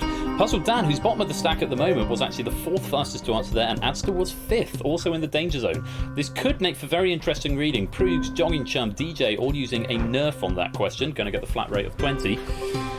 Well, let's take a look at the correct answer and see what that has done to the scores and who we're going to be losing at the end of the first round. The correct answer is a Kit Kat.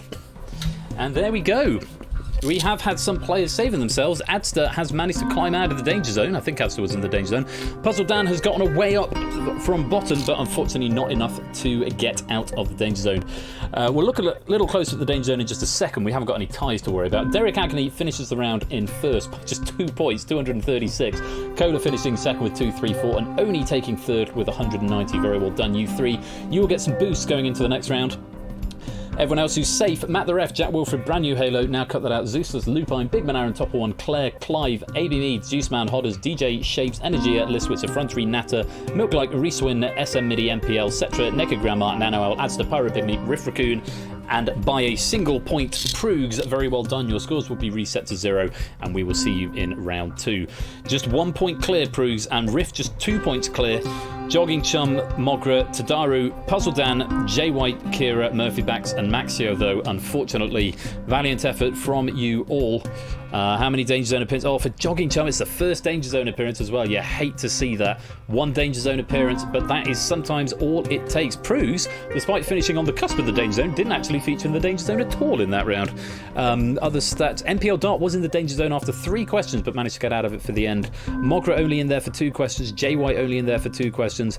Kira, Murphy, Maxio, Puzzle Dan in there for all 5. It's Jogging Chum our hearts have to go out to, though, with just 1 Danger Zone appearance, but that is all it takes, I'm afraid, for you 8. This is the end of the round. You are in the danger zone, which means we have to say goodbye.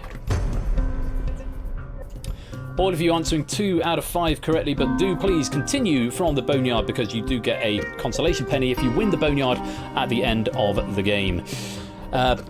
Number of players still with multipliers left at this point. If you've got your multiplier, you'll have a little orange diamond in that 4th column on the left-hand side. And if you've got your nerf, you'll have a green tick. If you want to activate your multiplier for this next round, remember you get double points. Maybe good to use on a round that is maybe a bit trickier for you, or maybe one you think you're going to do particularly well on. Choice is yours. 15 seconds to make up your mind. M or 3 exclamation marks if you'd like to play your multiplier on seconds. We've had firsts. We've now got seconds. Proog's activating. Pyro Pygmy activating. Zeus is activating. And there we go. Zeus, Pyro, and Proog. Just 3 players activating multipliers. Maybe some people are going to play the safe strat and maybe save the multiplier for round 4. It does give you a big advantage in round 4 if you can save it there, but remember, you've got to get there. So, seconds is the next round. How are we going to get on with this? A bit of a trend maybe emerging on this question pack. Let's take a look and see how we get on. Fingers on buzzers. Let's play Danger Zone. It's fair, Proogs. In the Charles Dickens classic, what did the eponymous Oliver Twist ask for some more of? A gruel, B grit, C grout, or D gomme, or gom?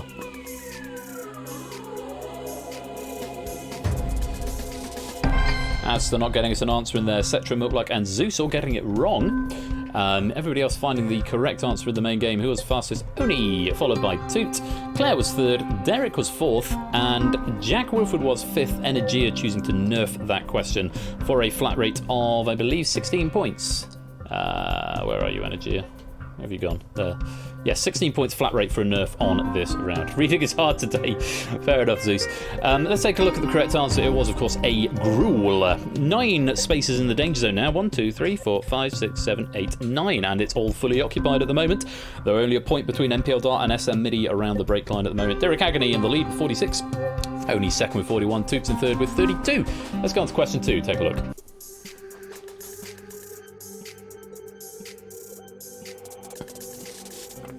Who was the second man to become president for the first time during the 21st century? A. Bill Clinton, B. Donald Trump, C. Barack Obama, D. George Bush. The second man to become president for the first time during the 21st century. That's a lovely, delightful question. Requires a little bit of critical thinking to work your way around it. So the second man to become president for the first time during the 21st century. So all presidents apart from Grover Cleveland, when they became president, were president for the first time. Which means the second man to become president for the first time in the 21st century, well, the first man to become president for the first time was George Bush, so the second presumably would be Barack Obama. Let's take a look. Clive was fastest here, SM Midi was 2nd, Milklight getting 3rd, Listwitz getting 4th, the Juice Man getting 5th. No nurse being played there. The correct answer was, indeed, C. Barack Obama. Very well done. Oni at the top with 66. Clive in 2nd with 61. Pirate Pygmy now in 3rd with 60. Then at the other end, we've got 29, 28, 27 from Lupine, Cetra, and Matt respectively, all 1 point clear of each other and 1 point clear of Riff, who is in the danger zone, who's 1 point clear of Topper, who's also in the danger zone. 29, 28, 27, 26, 25. Always very pleasing to see. It means it's a close game. Getting a little bit quicker. It could all change as we go into the next question. Riff, Topper, Adster, Energia, Brand New Halo, Necker, Grammar, Effrontery, MPL Dart, and Hodders, you are all in the danger zone at the moment. Fingers on buzzers. Here is question number 3. Yes, Bush Senior and Bush Junior to Daru. Different people. Ignoring 3 assumed test accounts that are now deleted, who was the second person to sign up for Facebook? A. Mark Zuckerberg, B. Dustin Moskovitz, C. Eduardo Saverin, D. Chris Hughes.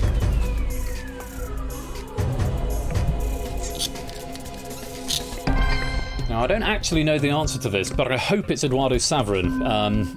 The Social Network is one of my favourite films of all time, so if I'd gotten this one wrong, I'd have been very disappointed. Let's take a look. The Juice Man was the fastest there, very well played. Matt the Ref getting 2nd. Natter picking up 3rd, Adster getting 4th, Necker Grandma getting 5th, and just the one nerf being played there from Pyro Pygmy getting the flat rate of 16. I think it's Eduardo Saverin. I'm assuming Mark Zuckerberg would have been first. Let's find out. Correct answer was... Oh! Well... Turns out I don't know anything. D. Chris Hughes was the correct answer. The Juice Man now at the top with 85. Listwitz in second with 82. Pyro Pygmies in third with 76. Dan in the Danger Zone. Lupine, Cetra, Riff and Topper. Energia, Brand New Halo, Effrontery, MPL Dart and Hodders. You need to get some more points. 2 more questions to get yourselves out. Little bit of a gap, but not a big one. 29 and 28 Lupine and Cetra who are in the Danger Zone. 31 and 33 DJ and Big Man Aaron who are currently out but could change at a moment's notice. On we go. Fingers on buzzers. Here is question number 4. You know from Love Island. Question 4. In the US, what was the character name of the second host of Blue's Clues who began appearing in 2002? Was it Joe, Steve, Kevin or Michael?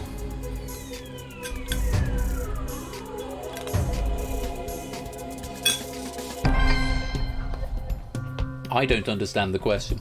Well, I understand the question. I have no idea what the answer is. Who was fastest here? Milk-like Substance getting the first answer in there. Necrogramma was second. Proogs was third. Effrontery was fourth. And NPL Dart was fifth.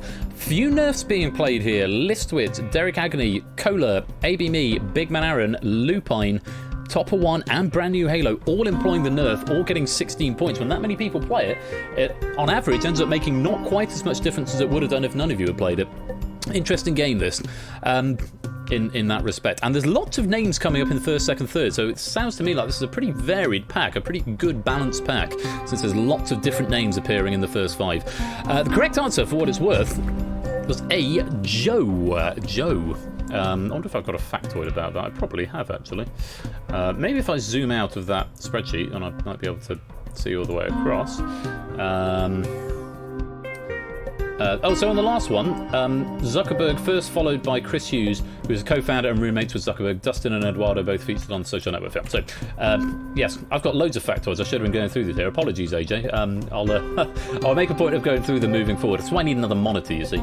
Donovan Patton played Steve's younger brother Joe and took over as host when Steve left for college. Here's your factoid to go with that one. So Joe was the correct answer. Reese Win, NPL Dart, Toot, Topper, Claire, Brand New Halo, Cetra, Energy and Hodders. You're all in the Danger Zone. It's all very, very tight around the top. There's about 10 players between 20th and 30th. This could really go any which way and possibly further afield. Up at the top, Proogs is in the lead with 112 from finishing clutch in the last round to leading at the end of question 4. The Juice Man is second with 111. Listwitz currently in third with 98. One more question on seconds. Best of luck. Here it is.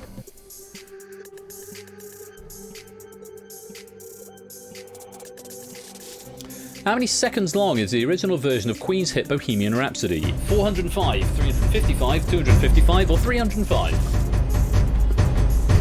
The original version of Queen's Bohemian Rhapsody. All of our live players have answered. It's about 6 minutes, which would put it at around about 360. So it's probably B, 355. It's hey, it's one of the best songs ever written, if not the best song ever written, I have to say. Oh, excuse me. Who was fastest? The Juice Man. Absolutely on fire this round, the Juice Man. Not just correct, but quickly correct. Getting the answer first. AB Me was second. Proogs was third. Topper One was fourth. And Listwitz was fifth. A few nerfs being played there. Riff Raccoon, Jack Wilfred, Reese, NPL Dart and Toot all playing nerfs on that question. Going to be interesting to see who is going to be in the Danger Zone after this, because we've got the Hail Mary nerfs being played from Reese, NPL Dart and Toot there. Is it going to be enough? With Zeus and Lupine both getting it wrong, and Effrontery as well, it might be, because it was all very close around there. Unfortunately, Claire, Energia and Hodders, who all got that one wrong, will be eliminated after this question. The correct answer was B, 355. Turns out I was right. Nice.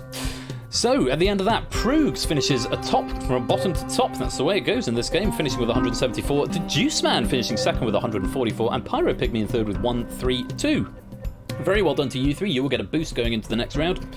As for everyone else who will be joining you, Listwitz, Milk-like Substance, Derek Agony, AB Me, We Like Shapes, The Necrogramma, Natter, Big Man Aaron, SM Midi, Topper One, Riff Raccoon, Jack Wilfred, Oni, Brand New Halo, Nano L, Clive Legend, Reese Win, DJ, Matt, MPL, and by skin of teeth, now cut that out. Very many congratulations. Your scores will be reset to 0 and we will see you in round 3. However, just slipping into the Danger Zone. Only 2 points between Cola, who's in, and Toot, who's out. And again, for the second time in a row, the top player in the Danger Zone, it is their first Danger Zone appearance.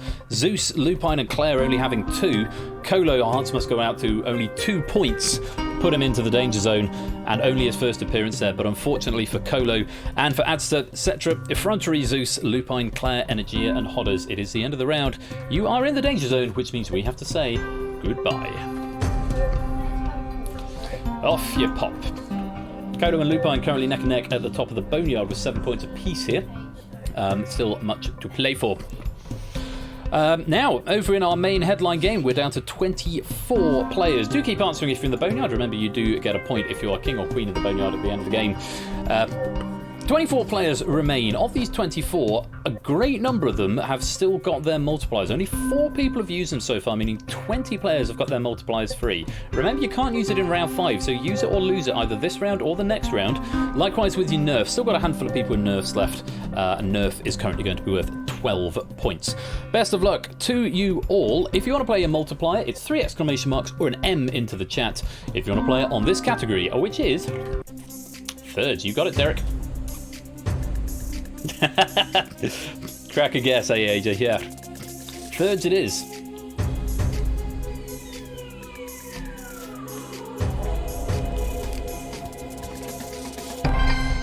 Well, as more and more people play it, the pressure to play it yourself becomes greater.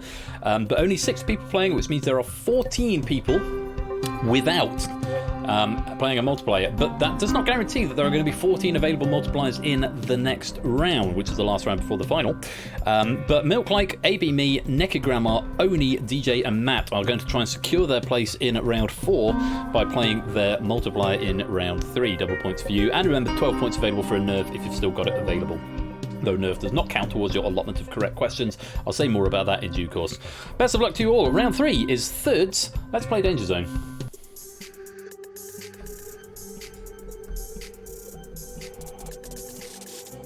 Represented by Jon's Tears, which country came third at Eurovision 2021? France, Iceland, Switzerland, or Italy?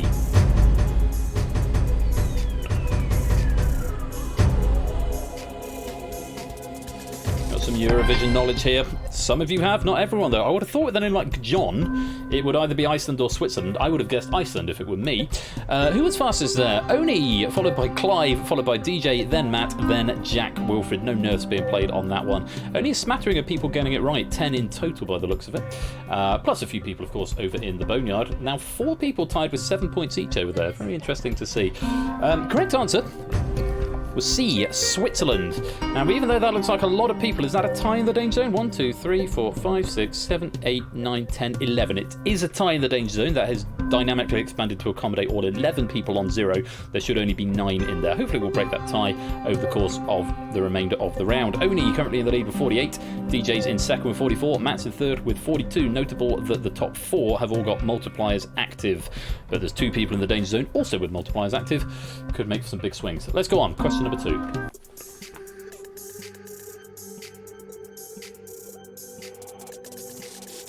In television, Channel 3 and most of the United Kingdom is ITV, but what does ITV stand for? International Television, Innovative Television, Independent Television, or Interlocal Television?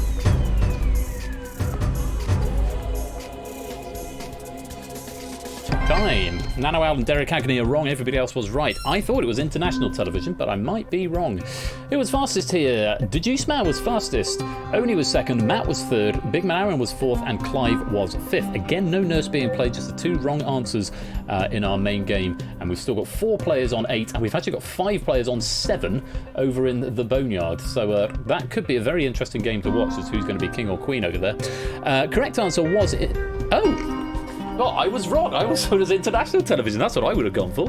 It's Independent Television, which I suppose makes sense because it's independent from the BBC, the British Broadcasting Corporation, not Centre. Only in the lead with 94. Matt's in second with 86. AB Me in third with 70. Notable the top 4 are still all multiply players, and the other 2 multipliers are still in the Danger Zone at this time. It looks like we've resolved that tie. I think 1, 2, 3, 4, 5, 6, 7, 8. Yes, 9 players in the Danger Zone. There is a tie at the top of it, but they would still be in the Danger Zone anyway, with 14 points apiece, SM MIDI and Milk Like Substance. 3 questions to try and get out of there. It's all very tight around the Danger Zone edge, then it starts to open up, and then there's a great jump up to our players with multipliers at the top. So don't worry too much about that at this stage. Let's go on, though, to question number 3. Take a look. Question 3, in round 3, which is about thirds. Have a look. What was the third book released in Lee Child's Jack Reacher series of novels? Was it Die Trying, Echo Burning, The Enemy, or Tripwire?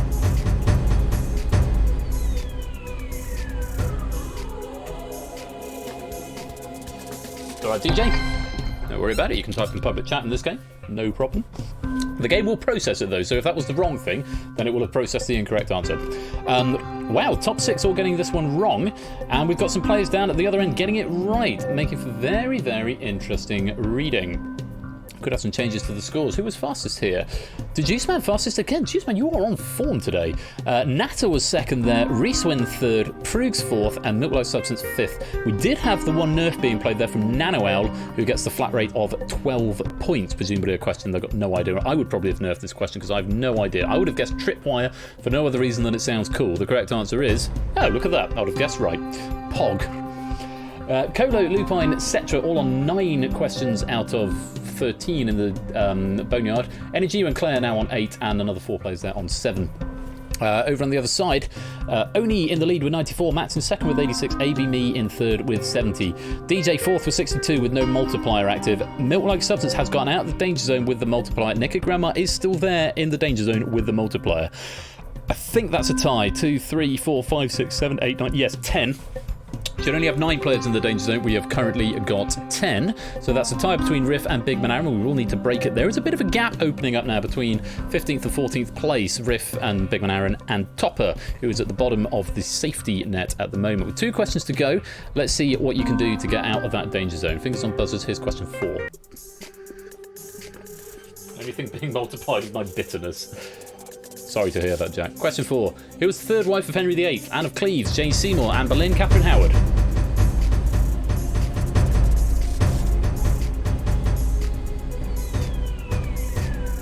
So all of our main game players answering.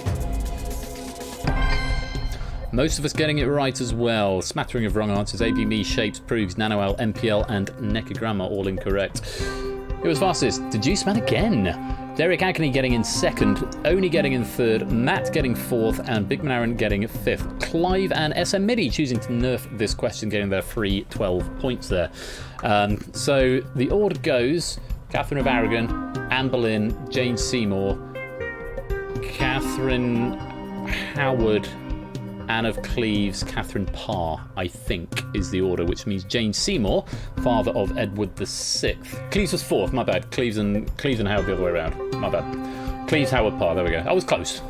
Yeah, Jane Seymour, though, the 3 who bore him children were the first 3, and Jane Seymour's the one he loved the most because she gave him a boy, which means I'm pretty sure B, Jane Seymour, is the correct answer. How about that? We've got a clear leader in the Boneyard, Colo, with 10 points. 3 players hot on his tail, Lupine, Cetra, and Claire all on 9. Mogra, Adster, JY, Energy, and Hodders all on 8. We have resolved the tie in the Danger Zone over here, 39 and 35, and Proogs, Big Man Aaron both on 41. So that could be interesting on this final question. 9 players in the Danger Zone with a potential of 24 points available. It's still wide open for most everybody.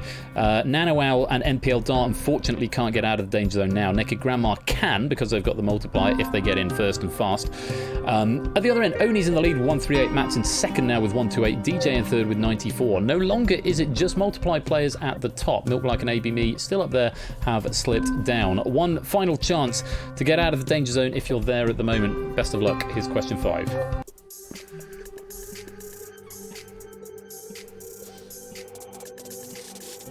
What is the third colour in the visible spectrum of a rainbow? Is it orange, green, yellow, or blue? Naked Grandma possibly going for the YOLO strats there. Was in before, or barely before I even finished answering the question.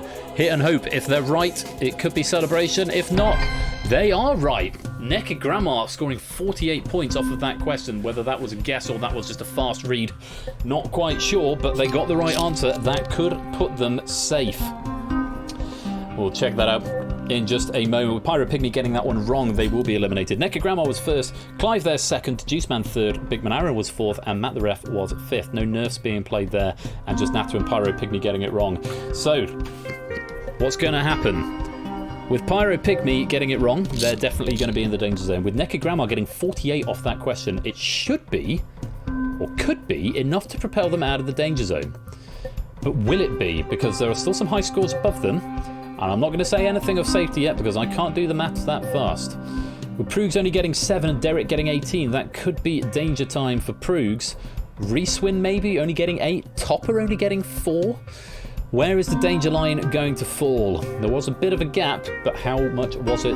Have you done enough? The correct answer is yellow. C, yellow is what we wanted. Nekka Grandma has done enough to jump out of the danger zone here, right up to 13th place with 58. Talk about cutting it fine there, Nekka Grandma, but very, very well played. Thank you, Kira, for the 100 bits. Who doesn't love a rainbow? Absolutely right. Reeswin, Proogs, Toot, Brand New Halo, Riff Raccoon, SM Midi, Nano Owl, Pirate Pygmy, MPL Dart, you have finished in the danger zone. I'll have a chat with you in just a minute. Only a Matt finishing top with 168 points, so they'll both get a boost going into the next round. DJ in second with 132, Juiceman in third getting 102. Very impressive from Juiceman there, the highest scoring player not to use a multiplier, so very well done. You are going to get that third place boost going into the next round, and you have still got your multiplier available if you want to use it in the next round, unless of course anybody wants to pull the panda, so to speak, and get that panda emoji, which you get if you win the game without using your multiplier. So well done to you four, and you will be getting a boost in the next round, and you will be joined there by AB Me and Milk Like Substance, Clive Legend, Nata, Jack Wilfred, Liswitz, Big Man Aaron, We Like Shapes, Nekka Grandma, Derek Agony, and by a single solitary point, you lucky boy, Topper 1 Gaming on 53, just avoiding the danger zone. Your scores will be reset to 0. Congratulations, we will see you in round 4. However, Reeswin just missing out by a single point behind Topper. Proogs taking a bit of a slip there down to 48, likewise now cut that out, also 48. Brand New Halo, Riff Raccoon, SM Midi, Nano Owl, Pyro Pygmy, and NPL Dart. You are all in the danger zone, and again we've got a player who's there for the first time in the shape of Proogs. Very, very bad luck. First danger zone appearance, but that's all it takes. NPL Dart with 11 danger zone appearances has done incredibly well to survive 15 questions with 11 danger zone appearances, but unfortunately time has run out. Our hearts go out to Proogs with only 1 danger zone appearance, but for you 9, I'm afraid it is the end of the round. You are in the danger zone, which means we have to say goodbye.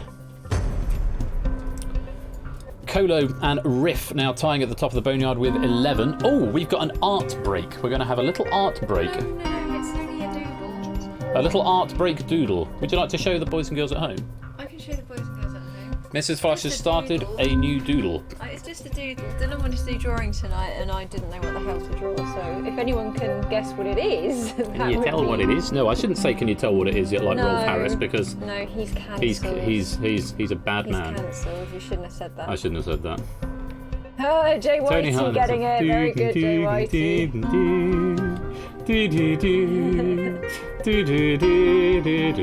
Yes, a deer. I like her. Him. It's got a beard, so it's probably a him. Yes, it's a him. He's got. I haven't done his mane yet, but you can see where his antlers are eventually going to. Yeah, I like him a lot. Well done. We're going to go on to round 4. We've just had our moment of art with Mrs. Flush, and she'll probably be back to show us some more a bit later on. Is it Ben? No. A bearded deer. A deer, yes. So, Cola and Riff leading the boneyard with 11. We've got 15 players left in play at the end of this round. 9 will be eliminated, and 6 will survive to go on to the final. Worth noting that 1, 2, 3, 4, 5, 6, 7, 8 of these players have got their multipliers available, which is a strong position to be in, because remember, you can't use your multipliers in the final, so use your multipliers and your nerf in this round, or you will lose them. For a place in the final, if you want to use your multiplier on round 4, it's 3 exclamation marks into the chat. And the category, no prizes for guessing, fourths. 4 activated multipliers, 5 activated multipliers, 6 activated multipliers, 7 activated multipliers. Big Man Aaron is going big or going home. He is going to try and do the panda. It's a lot of pressure because there are 7 players with a multiplier, only 6 are going to go through, so obviously those 7 are going to have the first advantage. Big Man Aaron is going to have to score highly and fast if he wants to survive. And he will possibly be kicking himself for not playing that multiplier, but going for glory is half the battle in this game. 15 players remain, only 6 will survive to the end of this round. The very best of luck to you all. Before we go, I'm sorry I need a drink because I'm parched. I might just get the whole bottle. That would be... I'll just get the whole bottle. The whole bottle. And it will be a great day. Right. We've got the posh Prosecco's, the Fresnay stuff.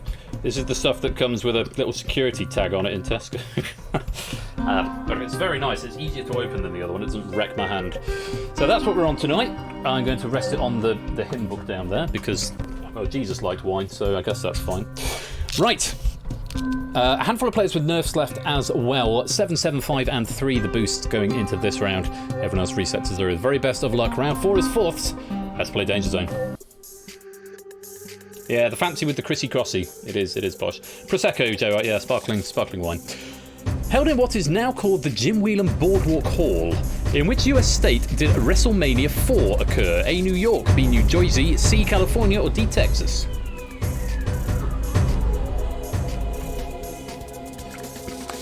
Likewise, Jack Wilfred wouldn't have a Scooby-Doo on that one. A few of our players did, though. Clive was fastest, Natter was second, Big Man Aaron was third, ABME was fourth, Derek Agony was fifth. Shapes and Milk-like are using their nerfs on there, getting their free 7 points, is what it'll be on this one. There's a lot of players with multipliers getting the right answer, which was B, New Jersey.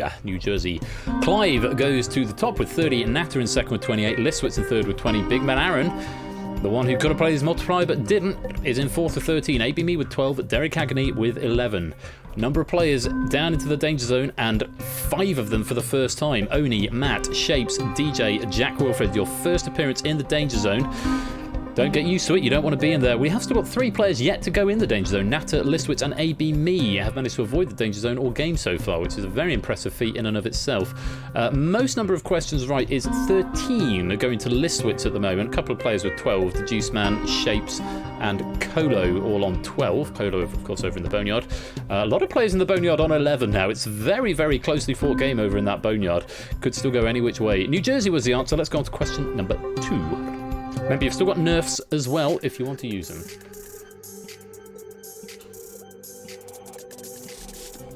In 2022, what day of the week will the 4th of July land on? Saturday, Sunday, Tuesday or Monday?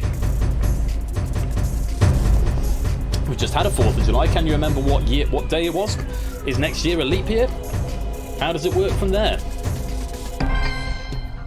1, 2, 3, 4, 5, 6 players getting it right. I think Independence Day was last Sunday? Was it last Sunday? Oh, that's right, yes. Aha. Yes, and I can't remember if next year's a leap year, so it's either Monday or Tuesday. We'll find out in a minute if my maths is working out correctly. The Juice Man was first and fastest, Milk-like was second, Big Man Aaron getting third, Derek Agony getting fourth, and Shapes was fifth. Matt playing a nerf there for a free 7 points. Correct answer was, I think it's a leap year next year, which would make it a Tuesday? No, it's not, it's a Monday. Well, there we go. Monday, D-Monday was the correct answer. 4 players with multipliers at the top. Deduce Man on 33, Clive on 30, Shapes on 29, Natter on 28, Big Man Aaron on 26, and Derek on 23. All clear of the danger zone for now, but it's tight around the edge. Milk-like on 21, Listwitz on 20, and then a bit of a gap. But of course, Listwitz, Jack, and Topper have all got multipliers available, going to be getting double points. Any one of them could jump into first place, or second place at least, on the next question. Let's go there now. Question 3, take a look. Oh yes, leap years divisible by 4. I knew it was every 4. I didn't know they were divisible by 4. That's a good nugget. In the Bible, which of the 4 gospel books appears last? Luke, John, Mark, or Matthew?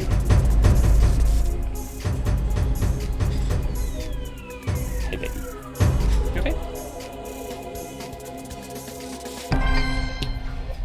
Most people getting this one. Clive, AB, Me, DJ, and Necky Grandma all failing to find the correct answer there. The Juice Man was first again. Derek Agony getting second. Milk-like getting third. Oni fourth. And Matt getting fifth. Natter choosing to nerf that question. I think the order goes Matthew, Mark, Luke, John. You get John last, and John is this so-called synoptic gospel, i.e. the one that's what's different from all the others. So, yeah, a few people getting it right, just a handful getting it wrong. The correct answer was B. John. It was indeed John, the last book of the Bible. Matthew, Mark, Luke, John. The Synoptic Gospel going last. The Juice Man increasing their lead at the top. Ow, ow, my arm. My arm doesn't bend that way. The Juice Man, 63. We Like Shapes Now in second with 49. Derek Agony in third with 37. Highest scoring non-multiplied player at the moment. Natters in fourth with a multiplier of 35. Likewise, Big Man Aaron also on 35. Hoping to get that panda without having used the multiplier. If they can get through the next two questions, they would be in a good position to do that. Milklight currently in sixth with 34. It is so close though. 32 and 30 for Liswitz and Clive in the danger zone with multipliers, and Topper and Jack are going to be gaining on them fast as well, also with multipliers. Could be a bit of an uphill struggle for some of the players further down the bottom with two questions to go. Wish you the best of luck. Here's question 4.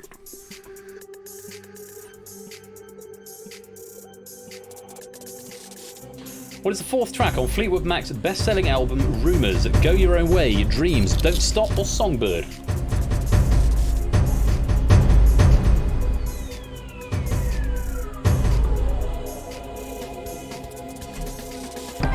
How good of a song is Go Your Own Way, by the way? You can go your own way, go your own way. I do like that song. I'm not really a massive fan of Fleetwood Mac and Stevie Nicks, but they've got a couple of belters. I don't quite understand their music. It doesn't quite speak to me, but they have got a couple of really, really good tracks which are worth listening to. Same. You had a guess, or same as your opinion is shared with me, Clive? Let's take a look. Who was fastest here? Clive was fastest. A.B. Me was second. The Juice Man was third. Jack Wilfred fourth, and Derek Agony was fifth. Pretty sure Go Your Own Way was first. I mean, it's such a good song. It is a good song. Only 6 people getting that one right in total, though, it's worth pointing out. Jack Wilfred with the multiplier, Liswitz and Clive with the multipliers, and the Juice Man on top with the multiplier, getting it right third. Let's take a look at what that's done to the scores and what the correct answer is. It's C, Don't Stop. It's also a song by 5 Seconds of Summer. Don't stop doing what you're doing. Good song. The Juice Man continues to increase their lead with 89. Clive is in second with 60. Liswitz third with 52. Shapes fourth with 49. Derek Agony, the only player above the danger zone line without a multiplier active, on 48. Jack Wilford with the multiplier has gotten out of the danger zone, 38 points. Natter slips into the danger zone with the multiplier. Big Man Aaron, who could have played his multiplier but didn't, is also in the danger zone. He's going to need to get it right quickly and hope that some players above him get it wrong. Topper, who can still attain 30 points from this next question, could get 46 and could theoretically still escape the danger zone, but is going to need a lot of help from players above him. As for other players in the danger zone, it's going to be a bit of a tall order from Oni downwards, but do what you can with question number 5. Best of luck, here it is. Feel like I've made a very bad decision, possibly Big Man Aaron. Released in 1986, which of these games published by Electronic Arts was written mostly in the 4th programming language? Was it Populous, Battle Chess, Starflight, or Marble Madness?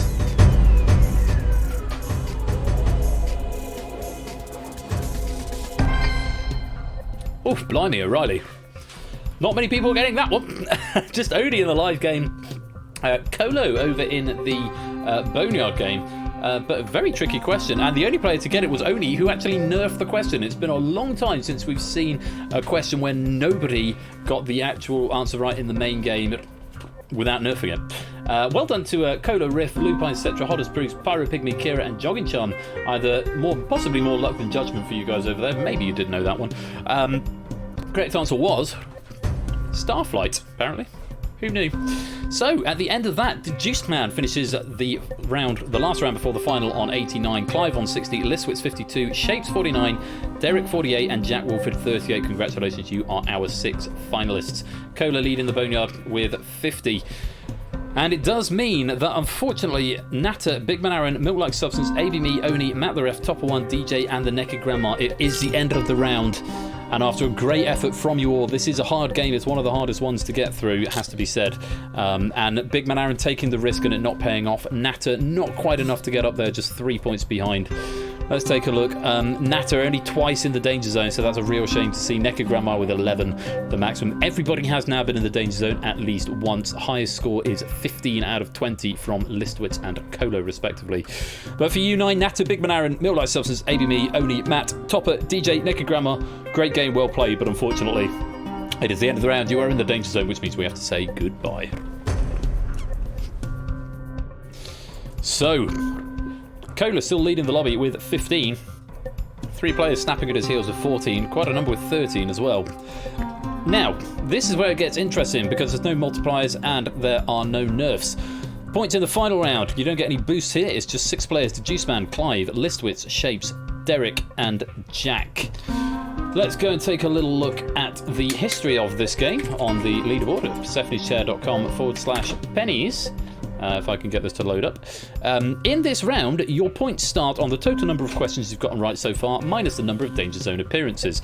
That's how the round starts off. Thereafter, the scoring is exactly the same, so there's going to be a maximum of 6 available for each question. No nerfs, obviously, available. Whoever's got the most points at the end of the round will be the winner. And this week's champion. So, Danger Zone 2 medal table. Let's take a look. And in fact, let's just go through the names that are on the list. Will probably be easier that way. Deduceman, no medals to speak of. So this is Deduceman's, maybe not the first time in the final 6, but no medals to speak of in this game.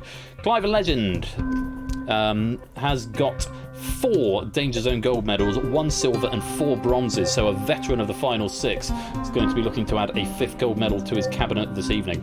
Listwitz, again, no medals to speak of, so Listwitz is going to be looking for their first medal ever, not just in this game.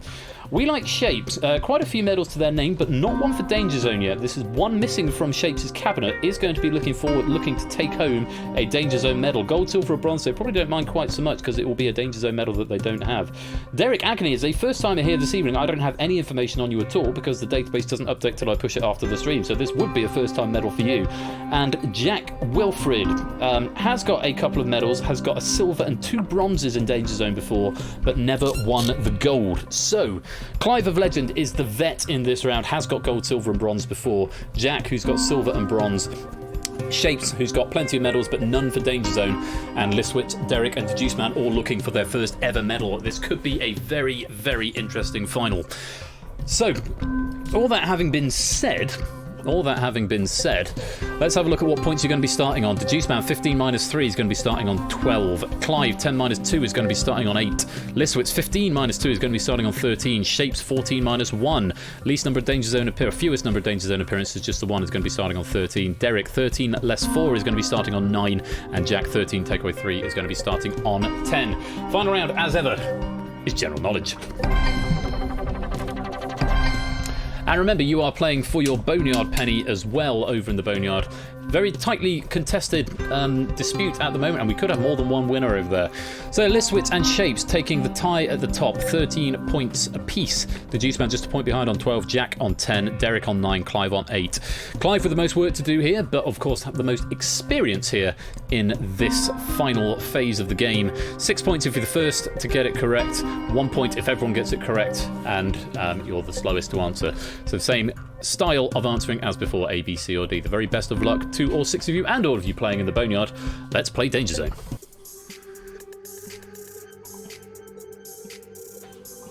Hey, you don't get major fifths, Kira. Come on. Where can you find the Duke of Wellington riding a horse, traditionally with a traffic cone on his head? A, London, B, Manchester, C, Glasgow, D, Edinburgh. Tadaru knows you get perfect fifths, you don't get major fifths. Shame on you, Kira. Dance. It's an interesting start. Listwitz and Clive both wrong, so either ends of the leaderboard incorrect. There's Edinburgh. Yes, get the Edinburgh meme up and running. Fair enough, Kira. My bad. Deduceman was first there. Jack Wilfred was second. Derek was third. Shapes was fourth. Listwitz and Clive were incorrect. I'm not sure I understand this question, but the correct answer is Glasgow. Sorry, that was a terrible Scottish accent. I'll never do that again. Glasgow was the correct answer. Factoid on the last question, by the way. Question very tricky on its own. Oh, that's the factoid thing. When the council takes the cone off, the people of Glasgow will have another one back on in seconds. Apparently that's a thing that happens in Scotland. So AJ and Aaron, I think you're both from that neck of the woods. I'm sure we'll be able to confirm that. And massive props to the question writer from Innis. Welcome to the stream, Innis. This is AJ, who is a Scottish fellow, so very on brand. Deduceman taking the lead now with 18. Shapes is second with 16. Jack in third with 15. Listwitz, Derek with 13. Clive still on 8. Let's go on to question number 2.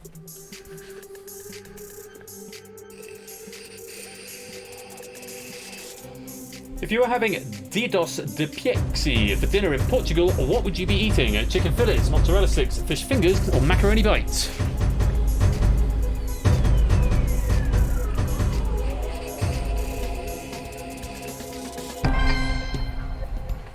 Same again, first and last, getting it wrong. Unfortunately for Clive, last was him both times. The Juice Man, though, getting it wrong this time. First one for a while, Juice Man's missed there.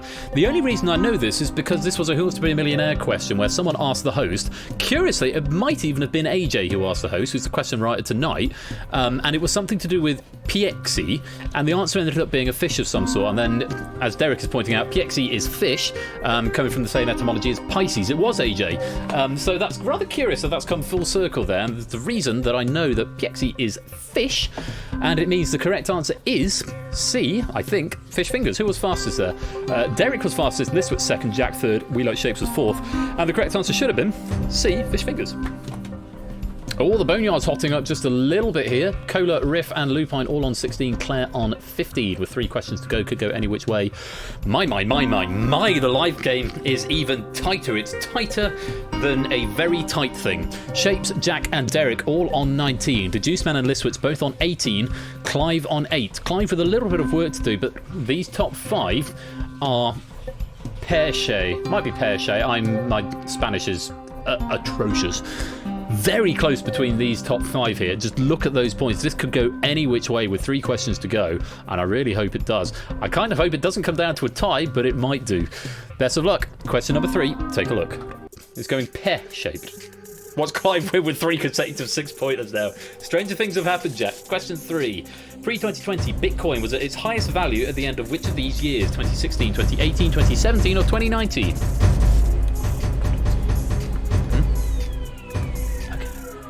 Going to. Oh yes, do. Not one that we haven't watched yet. Okay. Mrs. Flush is going to bed. She's going to watch Homeland, the one that we put on last night and she fell asleep during. We're watching Homeland at the moment from season 1. Really enjoying it so far. Derek and Clive. Say again. No spoilers, yes. Derek and Clive, the only 2 to get it right. Clive was fastest. Jack Wilfred's prediction, the start of it. Derek was second for 5th. Everyone else getting it wrong. That could be put a cat among the pigeons with the scores. Pyro Pygmy, the highest scoring player to get it right in the Boneyard, getting 15 points there. The correct answer, for what it's worth, was C, 2017.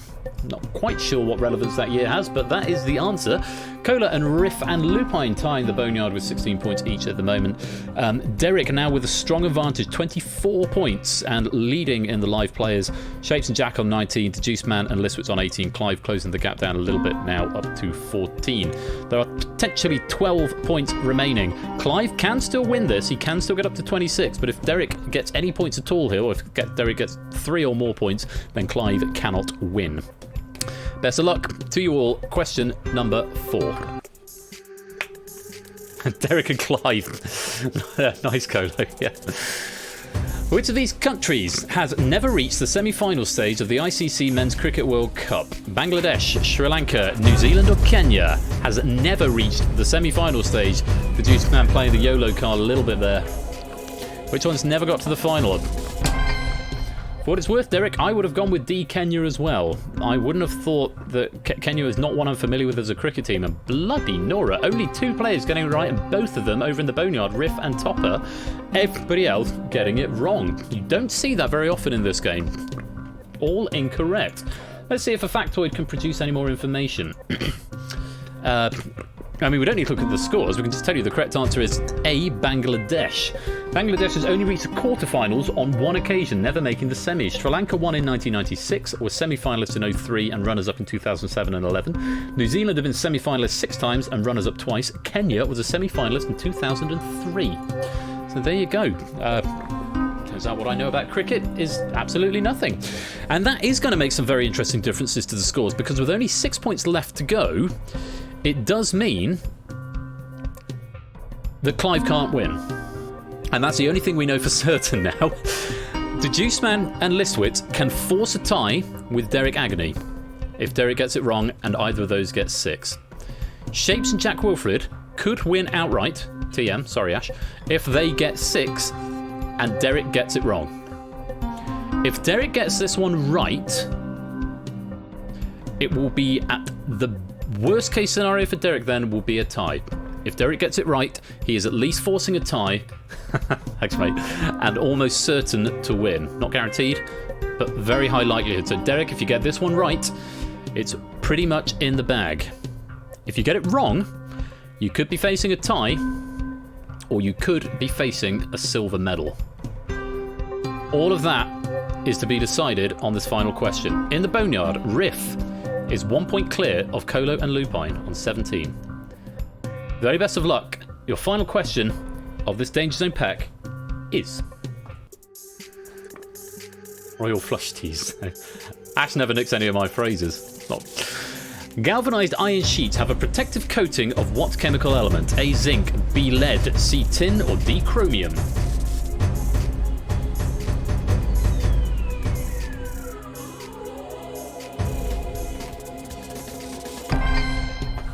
And there we go, it's all over. Derek finding the right answer with more than 1 point, securing their victory at the top.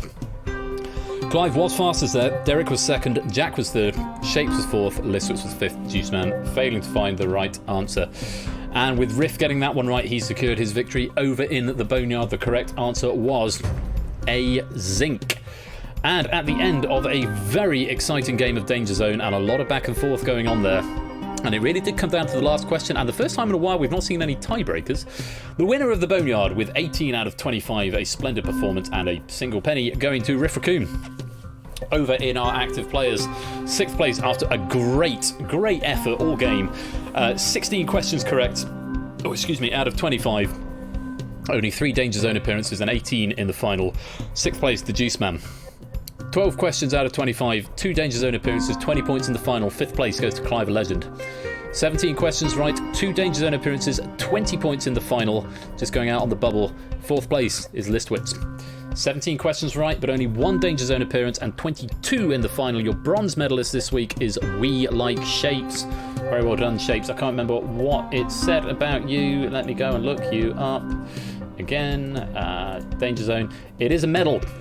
You didn't have a Danger Zone one, it is your first Danger Zone medal. It's the bronze, but it's a medal all the same. Congratulations to you. 16 questions right, 3 Danger Zone appearances, so not the strongest in the final, but with 23 points in the final round. The silver medal and 2 pennies, Shapes getting 1. Silver medal, 2 pennies, goes to Jack Wilfred. You denied the gold again, Jack, by just 6 points there, but it is another medal for your cabinet. 2 silvers and 2 bronze, still not got the gold, still been denied the gold, but a very good game all the same.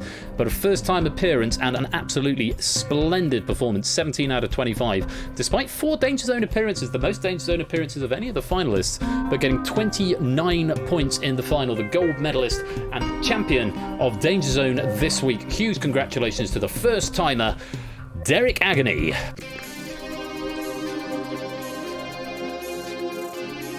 One round you got the first 2 wrong, yes. So it becomes a bit of a climb after that. And forgive me talking over your electric guitar fanfare. Well, huge congratulations. And let's distribute some pennies. So Danger Zone Boneyard, make sure I spell your name right, Riff Raccoon. 2 F's, 2 C's, 2 O's. Riff Raccoon, Danger Zone Boneyard. Very well done. That does go on the medal table, Riff Raccoon, and you get a penny to go with that as well. Danger Zone Bronze goes to We Like Shapes. You haven't had a Danger Zone one before. You have now, Shapes. 1 penny and that bronze medal for your medal cabinet. Very, very well played indeed. Danger Zone Silver. Another one for you, Jack Wilfred. Still not getting the gold, but your time will come, I'm sure. Danger Zone Silver, Jack Wilfred, and 2 pennies to go with that. But our gold medalist, a first timer on this channel, I did see Derek doing rather well in 15 to 1 on Ashes on, I think it was last night or Wednesday. Last night, I think it was. Getting the gold medal on a first time appearance, Derek Agony. Very well done. 3 pennies. 6 in total this season. You get the bonus pennies, the attendance pennies as well, and then 3 for that. And of course, let it not be said that I don't reward everyone. A massive, massive thank you to AJ Nokia. I get your name right. AJ Nokia getting 3 pennies for being our author. Absolutely splendid Danger Zone pack there. Really nicely tailored pack. Good balance. It's good that I think that it didn't, because often Danger Zone it focuses on a subject area or a buzzword that then lets you focus in onto an area. What is not so good about DangerZone, it's something that Spotlight does very well, I think, which is where you pick a category on a subject, whereas this one, it does lend it more to having broad subjects so that you can have a number of different subjects within a category, if that makes sense. Kegler Coach subscribing for 10 months there. Has it been 10 months? How's my Twitch baby? 1 month old, presumably, Kegler. Thank you very much for the support. Insert Scottish flag here from AJ as well now. But thank you very much, AJ. A lovely pack, and I hope you've all enjoyed playing it as well. Well, Derek, you have earned your slot in the Hall of Champions. There you are, 10th of July. Doesn't look like we're playing DangerZone around about once a month at the moment, which looks about right. 29 points, 17 out of 25, nestling and securing your place in the Hall of Champions. Very, very well played. And we can see 8 Minky, Clive, 8 Minky, and Panda, from whom it is named, with their panda emojis. Those are players who have won the game without activating a multiplier. It can be done. It has been done 4 times, twice by the same person as well. So that is the Hall of Champions, and that is DangerZone. We are going to finish with Red Herrings. I did promise you Red Herrings, even though it is after 10 o'clock. Red Herrings will be done in about half an hour. It's a fairly quick game.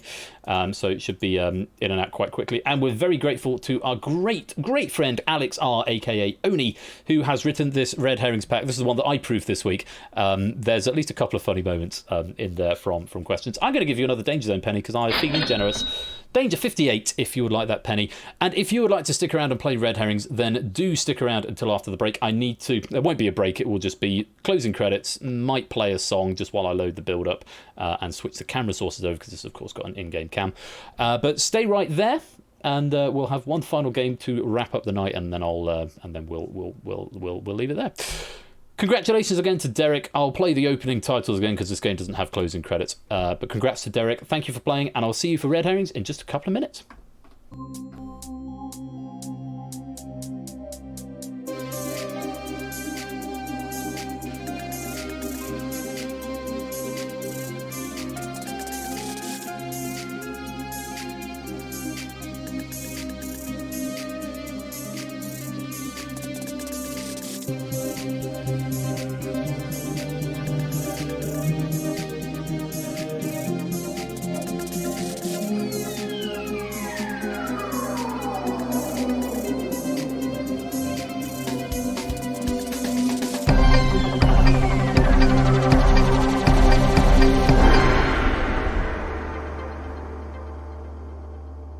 In fairness, Nat, to this, I made this game before I did credits as a sort of standard procedure for everything. Credits were a sort of bonus thing if I could be bothered to do them when I did this. And it has got a credits card there, so for this to do the credits, I press a button and it just reloads the build.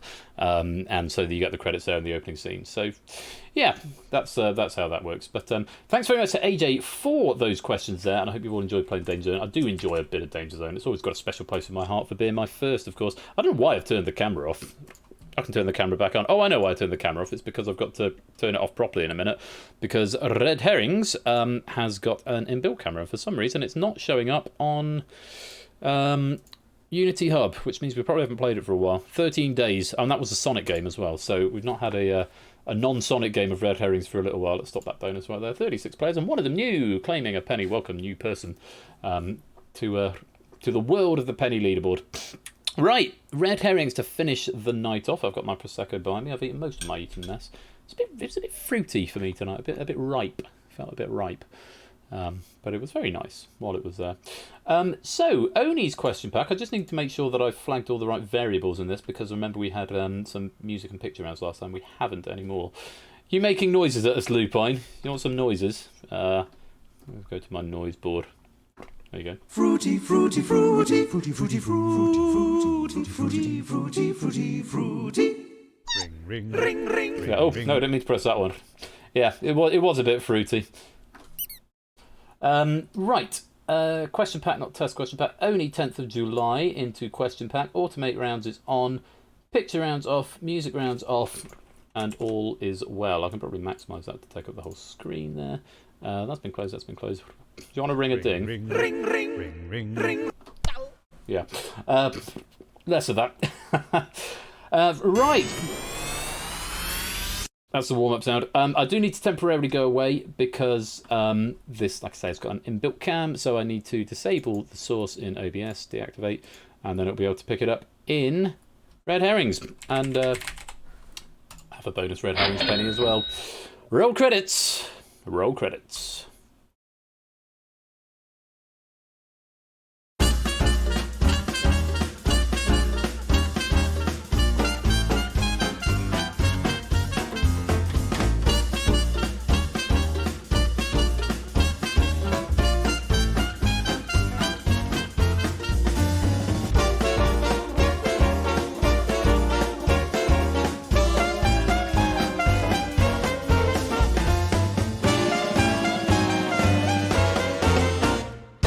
Hello, I am now the Herringmeister. I am in the game, and we have a duplicate chat window because I didn't really know what to put in this space here, so it's just a chat bar. But we could always, of course, go full screen for this, which would be just monitor. But the problem with that, people don't like that because it means the answers are covered over.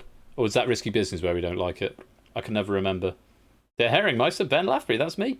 I can never remember if we like that one or not because there's no reason not to have that one. Other than alerts will just overlay the screen. Is this one? It is this one, okay. It's a controversial decision. I'll put it back to there for now. We can have double chat on a slightly smaller screen. It's not ideal. Well, like I say, as ever, you're welcome to take over. I'll do it like this for now.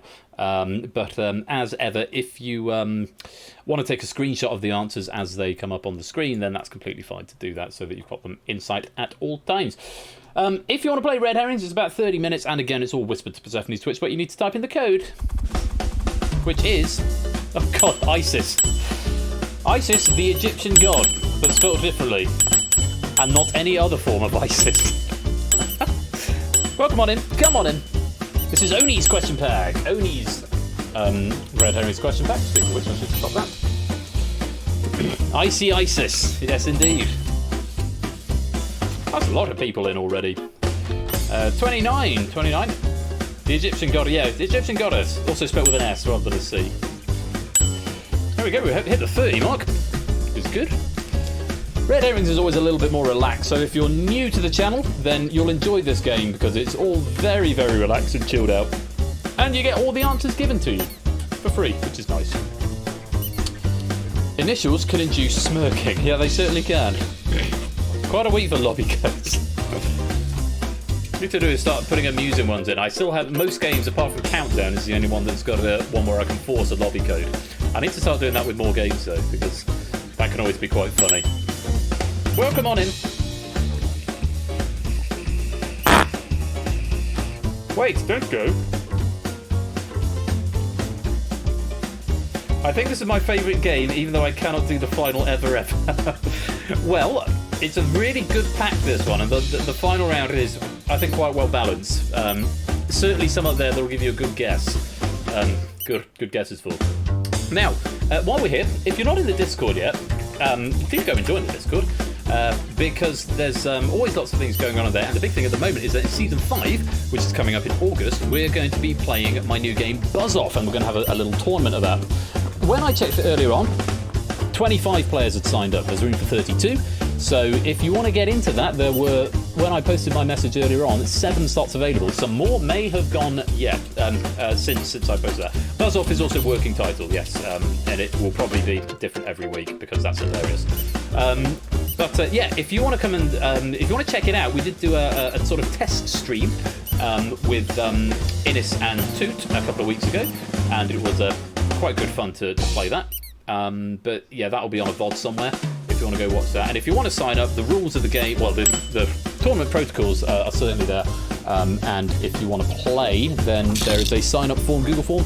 Do go and sign yourself up. There'll be prizes for the winners, and it's going to be the feature game of Season 5. It's not going to be every week like Face Off was. It will probably be most weeks, and it will be split on both Tuesdays and Saturdays. So hopefully that'll all be away. It's going to be a bit of a rejig of the scheduling in Season 5, which I'll probably say more about next weekend rather than tonight, because it's already getting a bit late tonight.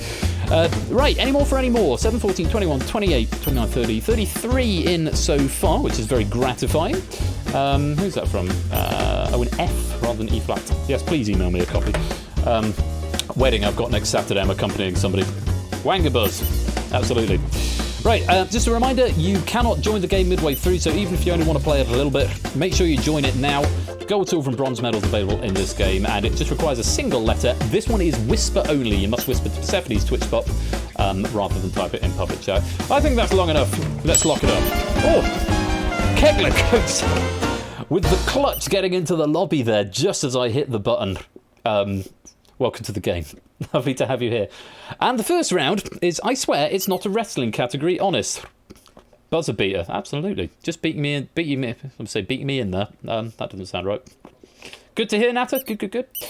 Right, I swear it's not a wrestling category, honest. Let me tell you how the scoring works for this round, first of all. You will get 12 questions, and the answer to those 12 questions will be one of the 16 answers that are displayed around the edge. There will be no repeated answers, but 12 of the answers will be used. 4 of them are red herrings and will never be the correct answer, so you want to avoid those ones. If you give me a correct answer, you get 1 point. If you give me an incorrect answer, you lose 1 point. Very, very simple. So if you're not sure, you might want to abstain, or you might want to take a guess, because all of the options are up there for you. Additionally, in this round, there are 3 bonus questions, and these are worth 3 points if you get them right, or -3 if you get them wrong. They're at random points, and they're announced by a fanfare. So, yes, do keep your eyes on the bonus. You can't miss the bonus questions, but yeah, 1 point for right, -1 for wrong, unless it's a bonus question. There are no repeated answers, and all you need to do is whisper the letter A through P to Persephone's Twitch bot and keep your eyes on the chat. If you get all 12 questions correct, you get a little 2-point bonus at the end, taking your score to 20. So, round 1, I swear it's not a wrestling category, honest. Options are Kingston, Christian, Asuka, Jericho, Lita, Bailey, Ripley, Charlotte, Nakamura, Austin, Edge, Hogan, Angle, Punk, Cena, HHH, possibly Triple H. So, absolutely, Kegler, yeah, just getting in the nick of time there. So, those are your options. All of those are, or 12 out of 16 of those, should say, will be the answer to one of the 12 questions you're about to see. Good luck, have fun. Once the round starts, I can't stop it. Here's question number 1. Found where 2 lines meet, and also an early British invader.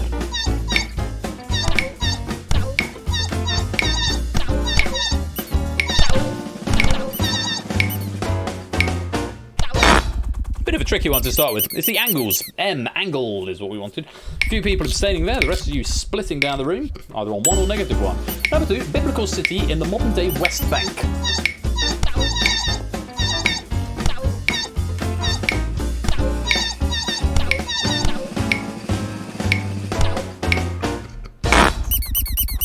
Jericho. Joshua fit the battle of Jericho and the walls came tumbling down. D is what we're after there.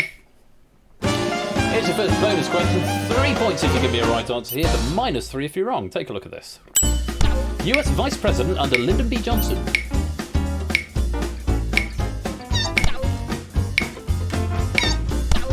A few more extensions here, because there's a lot of points to lose if you're wrong.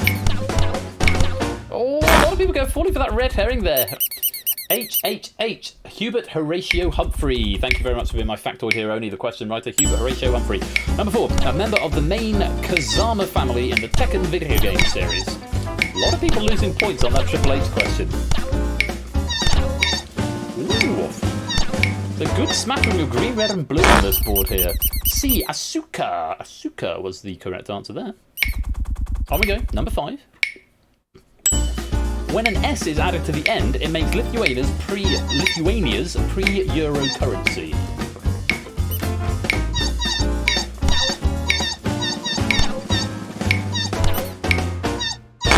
A lot more people getting this one right. The lita, the currency in question would have been the litas. On we go, approaching the halfway mark. Question number 6. It's another bonus question. +3 if you're right, -3 if you're wrong. So think carefully. Here it is. Found between 2 vertices and also U2's guitarist.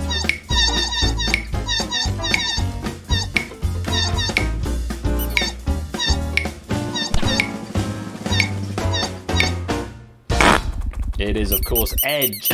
Oh, excuse me, K, Edge. Bono and Edge from U2. On we go, question 7. Crocodile Dundee's actor.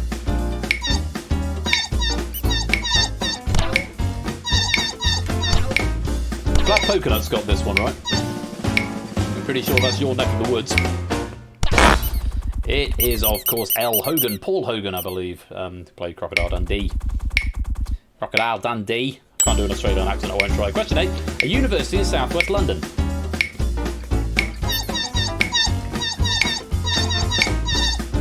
you find it? A lot of people are. It's Kingston. I applied to Kingston University for 2 different courses. Didn't go there in the end. Went to Chichester. Best decision I ever made. Hey, Kingston is what we're after. Question 9. A ne'er-do-well or a non-conformist ideology?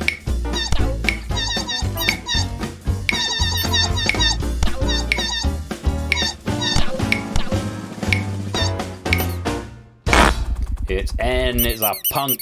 You punk. Punk ass is a thing that's said a lot. Still one more bonus question to come. Is it going to be now?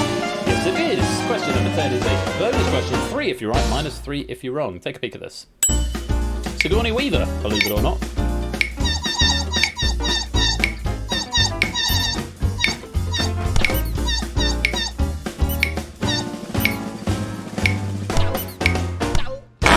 It's Ripley from the Alien series, Ripley.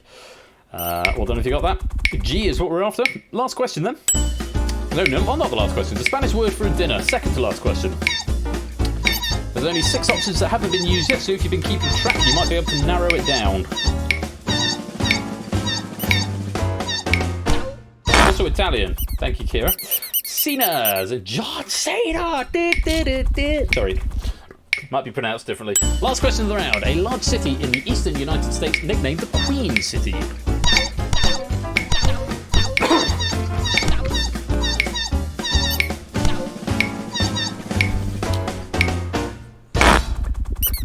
Charlotte. I looked this one up. I didn't know this one, but yes, indeed. H. Charlotte was the right answer. The red herrings are Christian, Bailey, Nakamura, and Austin. And that's the end of round 1.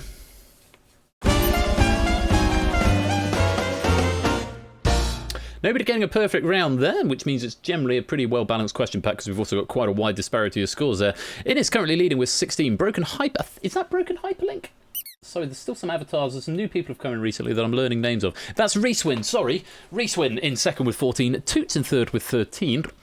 Nano Owl there also with 13, as is Proves and Jack Wilfred. AV, me and Keshi and Shapes and Kira and Lupine all on 12. MPL, Riff Raccoon and Tadaru?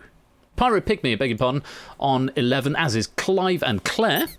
And Topper, Mogra's on 10, Big Man Aaron's on 10, Jay White and That's Tadari there on 9, Zeus also on 9, Jogging Chum on 8, and then a blank avatar, that's Derek there on 8, Jogging Chum, Derek, Listwitz all on 8, Colo's on 7, Natter's on 6, Pokernuts on 4, Matt on 2, Kegler on 2, and then into the negative scores, Energy negative 1, AJ's on negative 6, Murphy Back's on negative 9, and Deduced Man, I think, tried to shoot the moon here on negative 15 at the moment. A bit of a reversal of fortune from your last game, Deduced Man. They're very strong there in the danger zone, but having a bit of a tough start here. But you can't lose any more points from this point onwards. Oh yeah, get yourself an avatar, Derek. That'd be really good. And it takes me a little bit of time to learn them all because I rather stupidly didn't put your names on the podiums here, so I've got to press a button, and then even more stupidly it flashes them. So what I should probably do is just press the button to show the names, and then press the button again to get rid of the names, rather than having to do it 3 or 4 times. So a sensible programmer would have done that automatically, but never mind. So those are the scores at the end of round 1. Well done if you've got some positive points, but you can't lose any more points from this point on. Let's go on to round number 2.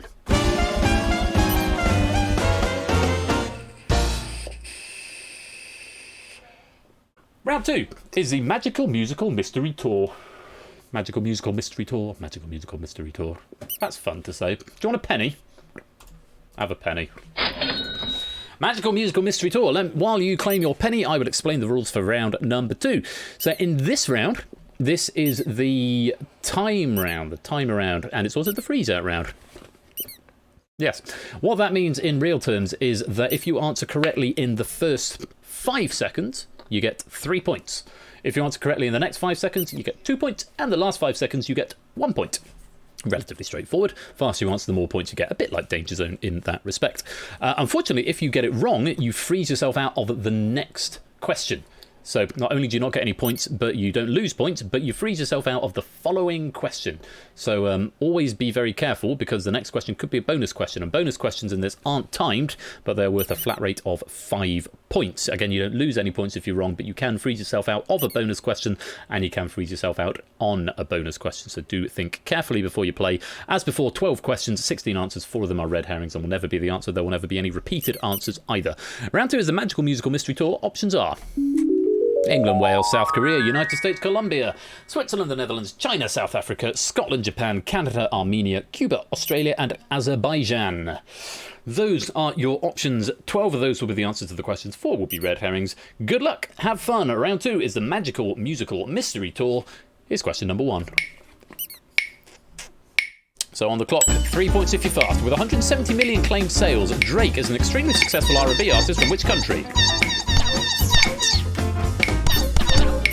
A few wrong answers coming in.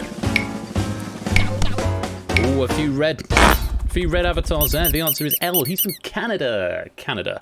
So, if you're orange, it means you're frozen out. If blue, it means you're free to answer. Oh, it's the first bonus question coming in on question 2. Bad luck if you're frozen out. 5 points if you can get this. The first YouTube video to reach 1 billion viewers was a music video of an act from which country? A bit of a callback to earlier on. Thought it sounded familiar. Maybe you can get frozen out if you get this one wrong. So do tread carefully, but the next question won't be a bonus question. It's C, South Korea, it's Gangnam Style. I'm glad we played this before the other one. I have to say, Whoppa Gangnam Style. Number 3, in which country is the story told in Deep Purple's Smoke on the Water set? A couple of people getting it, a few more people abstaining. Thank you, chap, for keeping the repeat cries in your system. F, Switzerland. I've got the lyrics, I'll go through them at the end of the round. A few freeze outs here. Question 4. Following the Beatles performing there in 1966, which country developed a mix of 60s beat, rock and pop music called Group Sounds? Just 2 going for this one, it looks like. Only 2. It's K, Japan. Trickier question there. 2 managing to find the right answer. Let's go on. Question number 5. In which British country were the comedy rap group Goldie Lookin' Chain formed? Fun fact, they performed at one of my student union balls, possibly a summer ball. I can't remember if it was before or after I graduated. They're from Wales. Who knew? B, Wales. A couple of people frozen out of this one. Keshi, Innes and Energy. And bad luck, it's another bonus question. 5 points for this, the second bonus question of the round. Take a look. The Shakira song Waka Waka was the theme song for the 2010 FIFA World Cup. In which country was it hosted? Lots of 5 points going out here. Probably a bit of frustration from the people who are frozen out. South Africa. South Africa was the answer. Just a juice man frozen out of this question. Number 7. In which country was the rock music festival Tea in the Park held, taking place from 1994 to 2016?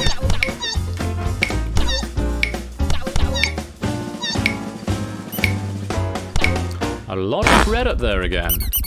It's in Scotland. J, Scotland is what we want. Pigman Aaron with the big yes in chat.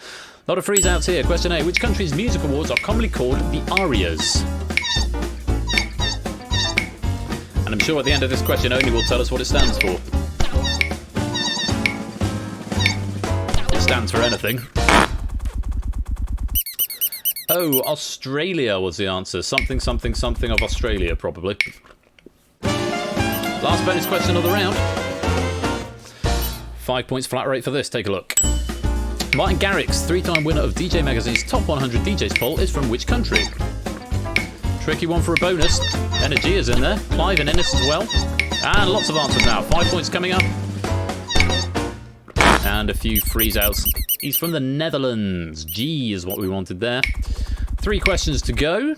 How are you keeping track of what's already gone? Number 10, Aram Khachaturian, the composer of the Sabre Dance, hailed from which modern-day country? I love this question because I play quite a bit of music by Khachaturian. But I thought he is from Armenia. Armenia is what we wanted there. On we go. Number 11, the musical genres of cha-cha-cha, bolero, and mambo were developed in which country?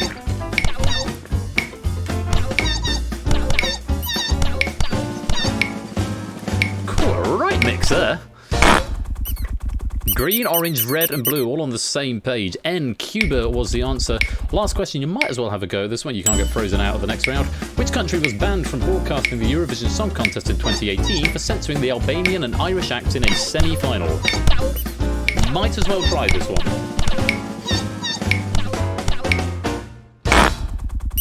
It was H, China. China was the answer there. And the red herrings, A, England, D, the United States, E, Colombia, and P, Azerbaijan. That's the end of round 2. Oh, Topper getting frozen out of the Eurovision question. You hate to see it. You absolutely hate to see it. Well, at the end of that round, all changes to the positions. Shapes now in the lead with 41. Innes second with 40. Toot's got 38. Big Man Aaron 37. Clive 34. Jack Wilfred's got 32. As has Zeus. I need to press the magic button again to see who that was. Derek's on 31, Jogging Chum also on 31, MPL Dart also on 31, Nano Owl also on 31, Riff's got 30, Lupine 28, Claire's also on 28, Mogda 28, ABME 25, Reese is on 25, Prugs is on 25, Topper's on 25, Kolo's 24, Kira 23, Tadaru 23, Keshi 22, Pyro Pygmy 18, J White 17, Liswitz 15, Natta 13, AJ 13, Poconuts 11, Matt on 10, Energia on 4, Kegler on 2, Murphy backs -7 to G-Span -14. Most players now back into the black, as it were. Everyone would join their hearts care about Eurovision. Chinese TV censored the Irish entry for promoting gay rights and the Albanian entry because he had tattoos. Who knew? So, just some factoids for you there. The Japanese concert was Smoke on the Water. That was the one I was looking for. We came down to Montreux on the Lake Geneva shoreline. Is Smoke on the Water. Great song, that. Smoke on the water. Anyway, that's enough from me. China, you suck. Mild understatement there, possibly, Keshi. Well, that's the end of round 2. Let's go to round... Ben was asked to leave the guitar. I'm not a guitarist. I play the ukulele.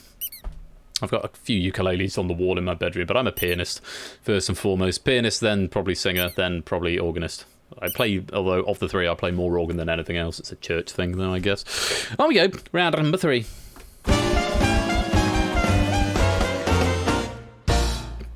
Round 3 is Far From the Matting Crowd. Let me explain the rules.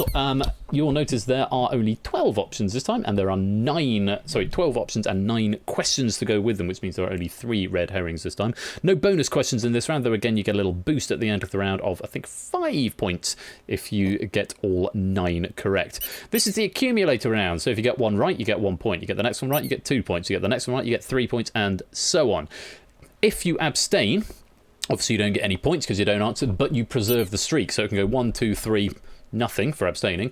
The next question would still be worth 4 points if you got it right. If you get it wrong, though, you break your streak and you have to start rebuilding again from 1. A bit like Risky Business if you have played that, except in Risky Business, abstaining breaks the streak, whereas here it's more to do with just making sure you can be correct as many times in a row as possible. So, you will go purple if you're on a streak, blue if you're reset. What that means in practical terms, you might as well attempt the first question. You might as well attempt the last question. Anything in between is shades of grey, depending on how many points you've accumulated and how confident you're feeling. Again, 3 of the answers will never be used, so if you're keeping track of what's gone on, you might be able to give yourself a bit more of a clue. Round 3 is Far From the Matting Crowd. Here are the options. Mercer, Murdoch, LeBlanc, Damon, Perry, Pinsent, Letitia, Lucas, Groening, Kelly, Hancock and Hoffman. Those are your options. Good luck. Have fun whispering A through L to Persephone's Twitch bot. Here's question 1.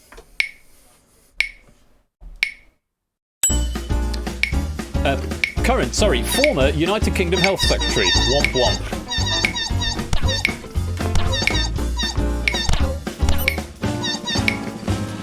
That's why current is crossed out, actually.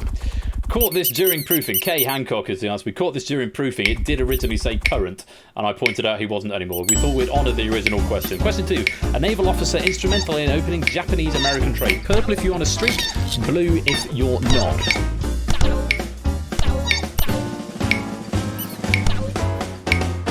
A few more people abstaining there.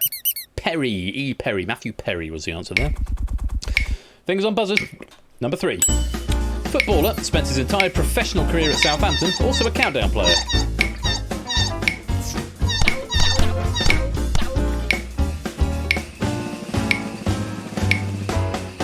Anyone else? No. Letitia, Matt Letitia. G was the answer we were after there. Number 4. Part of the original team of ITV's Game for a Laugh.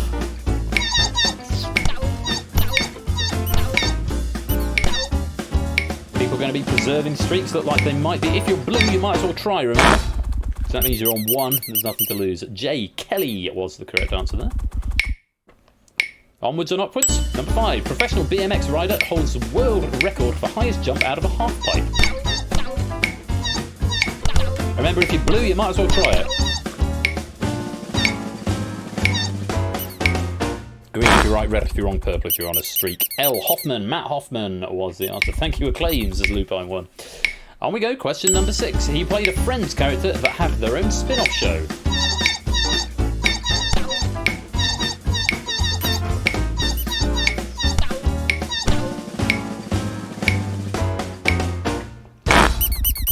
LeBlanc, Matt LeBlanc now has Top Gear, or did, don't know if he still does. C, that's what we wanted there. On we go, question number 7. Developer of the Netflix series Disenchantment.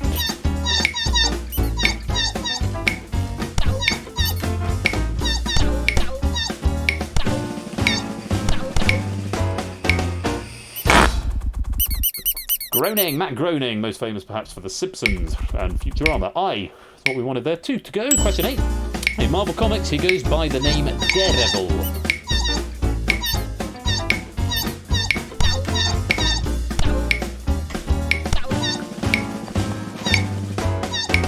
Shape setting this one out, preserving his streak. B. Murdoch, Matt Murdoch was the answer. Question 9, you might as well have a go at, because even if you're on a streak, because there's no more questions afterwards. Number 9, winner of 4 consecutive Olympic gold medals in rowing.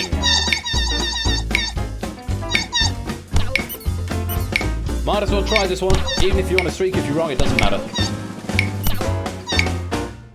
Nothing more to accumulate after this point. Pincent, Matt Pincent was the answer there. And the red herrings, A. Mercer, D. Damon, and H. Lucas. That is the end of round 3.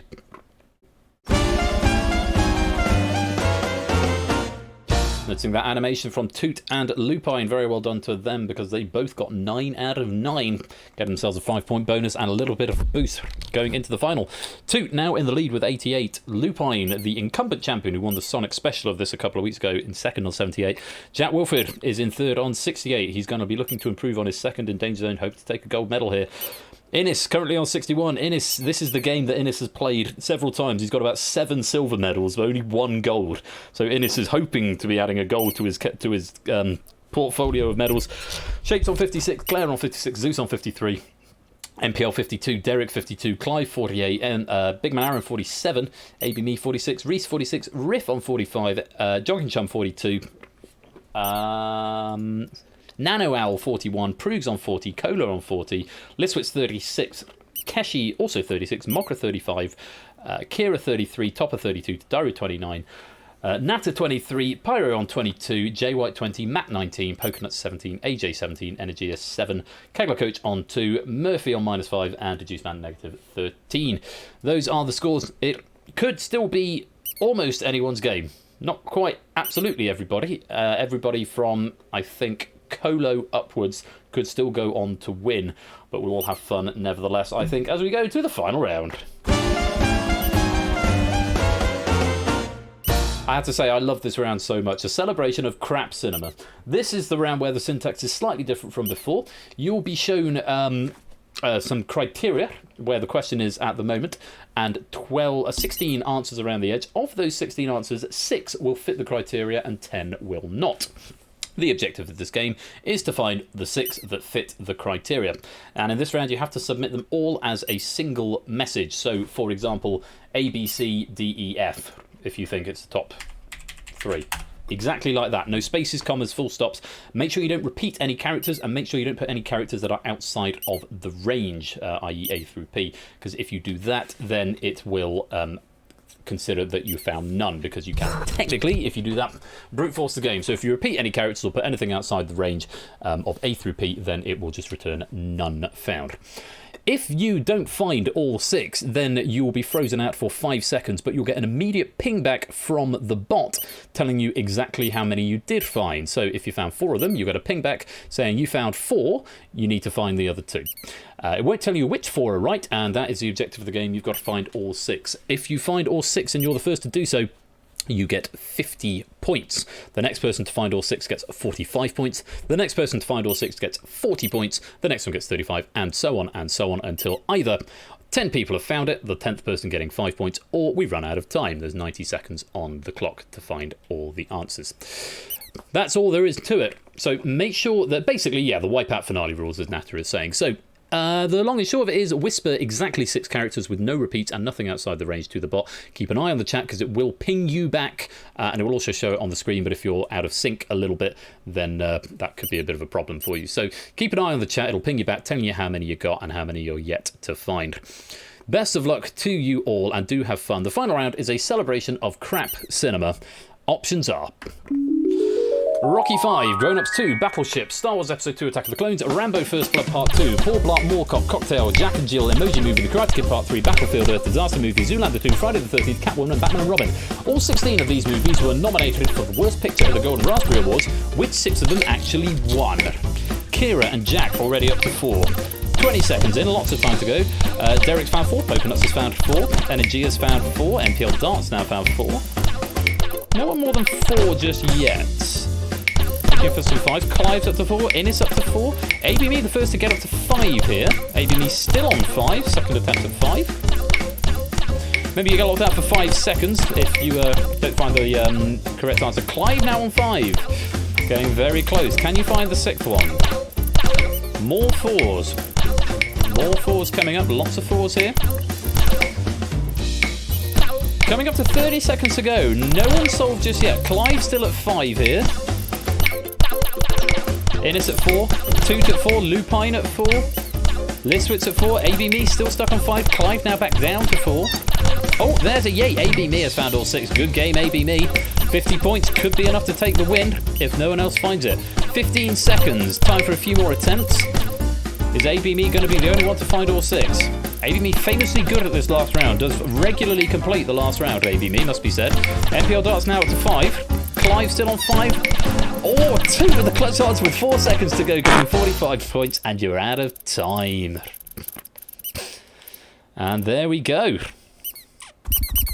Correct answers. E, Rambo First Blood Part 2 from 1985, Cocktail from 1988, Jack and Jill from 2011, The Emoji Movie from 2017, Battlefield Earth from 2000, and Catwoman from 2004. Catwoman notable because it was also the year she won an Oscar for, I think, Monsters Ball, I want to say. Prue's getting 5 the most he's ever got. Well, that's very impressive, Prue. Unfortunately, no points attached to it, but a very good effort. 2 with the clutch answer, literally about 3 seconds to go on the clock there. But ABME is always really strong at this final round. It's regular to see ABME getting 4 or 5 early on, within sort of 10 seconds or so, and then potentially brute forcing to the finale, and ABME getting 50 points there. With 2 getting the clutch answer, it's not quite enough for the win, but will secure a silver medal. Innis once again denied a second gold medal of this game, no medals at all, and Jack Wilfred being pushed down onto the bubble with 68 there. 3rd place from gold last time we played, down to 3rd this time, and the bronze medal going to the Lupine one with 78. 2nd place with 96, and inverse nice is ABME, but the winner this week and getting a gold medal for Red Herrings with 133. Your winner is now Cut That Out. GG's all round here. Have many GG's from me. All these GGs that we've got here. Let's do an Eric GG as well. There we go. And I've got another GG from Dark Tinker as well. Lovely. Splendid.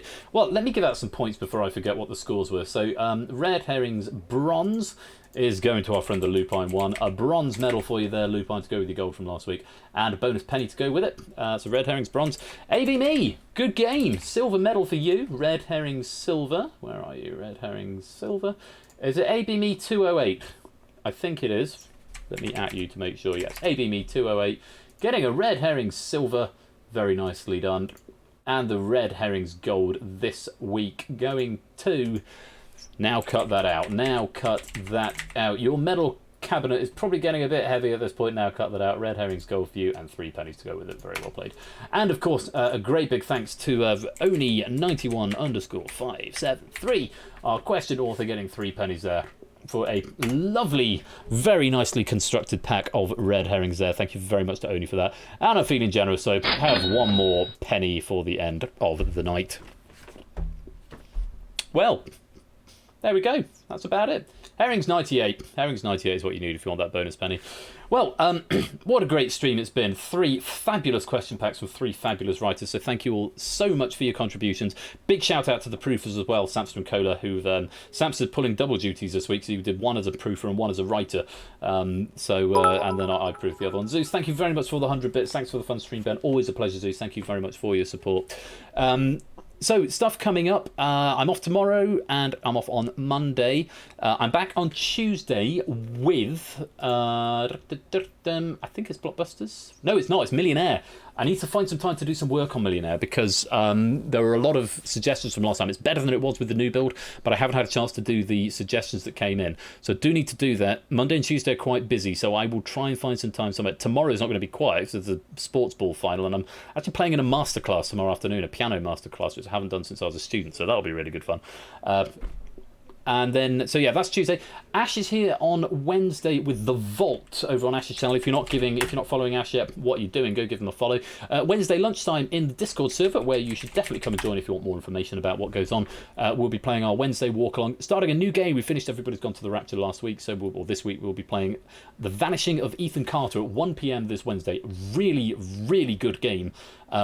It's probably a 2-sitting game rather than a 4-sitting game, so though if we get really stuck into it, we might plough through and just do it in the 1 sitting. I love that game so much. I'm looking forward to playing it with you again. So this Wednesday in the server, Wednesday the 14th at 1 PM, The Vanishing of Ethan Carter for our Wednesday walk along. Thursday, happy hour. Every intention of doing happy hour on this. Actually, some good games coming up for the next couple of weeks. Yes, he does top it. I'll get to that. Thursday the 15th of July, happy hour at 3 PM here. We're going to be playing Blockbusters, just Blockbusters for happy hour. We'll get through as many as we can in a sensible amount of time. I haven't got to do the school run that Thursday, so we may go on a little bit. So if you want to sort of come and phase in and out, we'll try and get through quite a few games, make them quite snappy. Ash is back next Friday with Outright. Outright, one of the best games I've played in terms of quiz stuff, and I include my own gamut of games in that. It's one of Ash's originals, and it's awesome. If you haven't played it, definitely go give Ash a follow and come and give that a go next Friday. Awesome game. Next Saturday, I'm going to be back here with Cryptex and The Purge. Again, 2 original games. Cryptex is more of a sort of puzzly, crosswordy sort of game. And we've got a pack. I think it's a debut pack from Jogging Chum for that next week. And then we've got The Purge, and The Purge is... I think it's Sam is Acidic, our Australian friend Sam. I think. Don't quote me on that. I need to double check it. Let's stop the bonus penny right there. So that's next Saturday. And just some forward notice, that is also going to be the last Saturday until the finale. The following Saturday, the 24th of July, I'm not scheduled to be here. It's my brother's stag do that weekend. I'm going down to Bournemouth on the Friday. I will be back on the Saturday because I've got to be at church the next day because it's the opening back up, and it would have felt a bit weird to take that one off as a holiday just because I was going to get pissed. And I'm already having a couple of days down with my brother anyway. So there's not scheduled to be one. If I'm back at a reasonable time, because I might not be leaving Bournemouth till sort of 7 o'clock, and if that's the case, I won't be a stream. If I'm back earlier than anticipated, I might do something casual and chill. But 2 weeks, so that's not next week, but 2 weeks' time, probably not going to be a stream on the Saturday. Yeah, watch ESA instead or something. Whatever floats your boat. So that's all that's coming up over the next the next week or so at least. As ever, keep your eye on the Discord server for more information. Go there to sign up for Buzz Off as well, working title Buzz Off. Tournament that's going to be starting Season 5 in the middle of August. So that is creeping up very, very soon. I've done all the pennies I needed to. Thank you all so much for an absolutely splendid evening. I've had a great time and wonderful question packs tonight. So thank you very much to Oni and to AJ and to Samster for their contributions to that. I hope you've enjoyed playing them as much as I've enjoyed hosting them. We are going to raid our friend Eric, who we raided last time, I know, but he's such a great guy. He's still doing Tomb Raider 3, which I'm a great fan of. So we're going to go raid Eric, and the raid message is going to be... Sossig, because why not? Because someone said it right at the start of the stream, and I don't know why, but it's a funny thing to say. So we'll raid Eric with the message of Sossig. To all our newcomers as well, you're very welcome here. I hope you've enjoyed what you've seen, and I do hope you'll come and join us again. Until next time, enjoy the rest of your weekend. Enjoy the football tomorrow if you are watching it. I've been Royal Flush. Take care of yourselves. Well done to all our winners. Thank you to all our question writers. Peace out. Take care, and good night.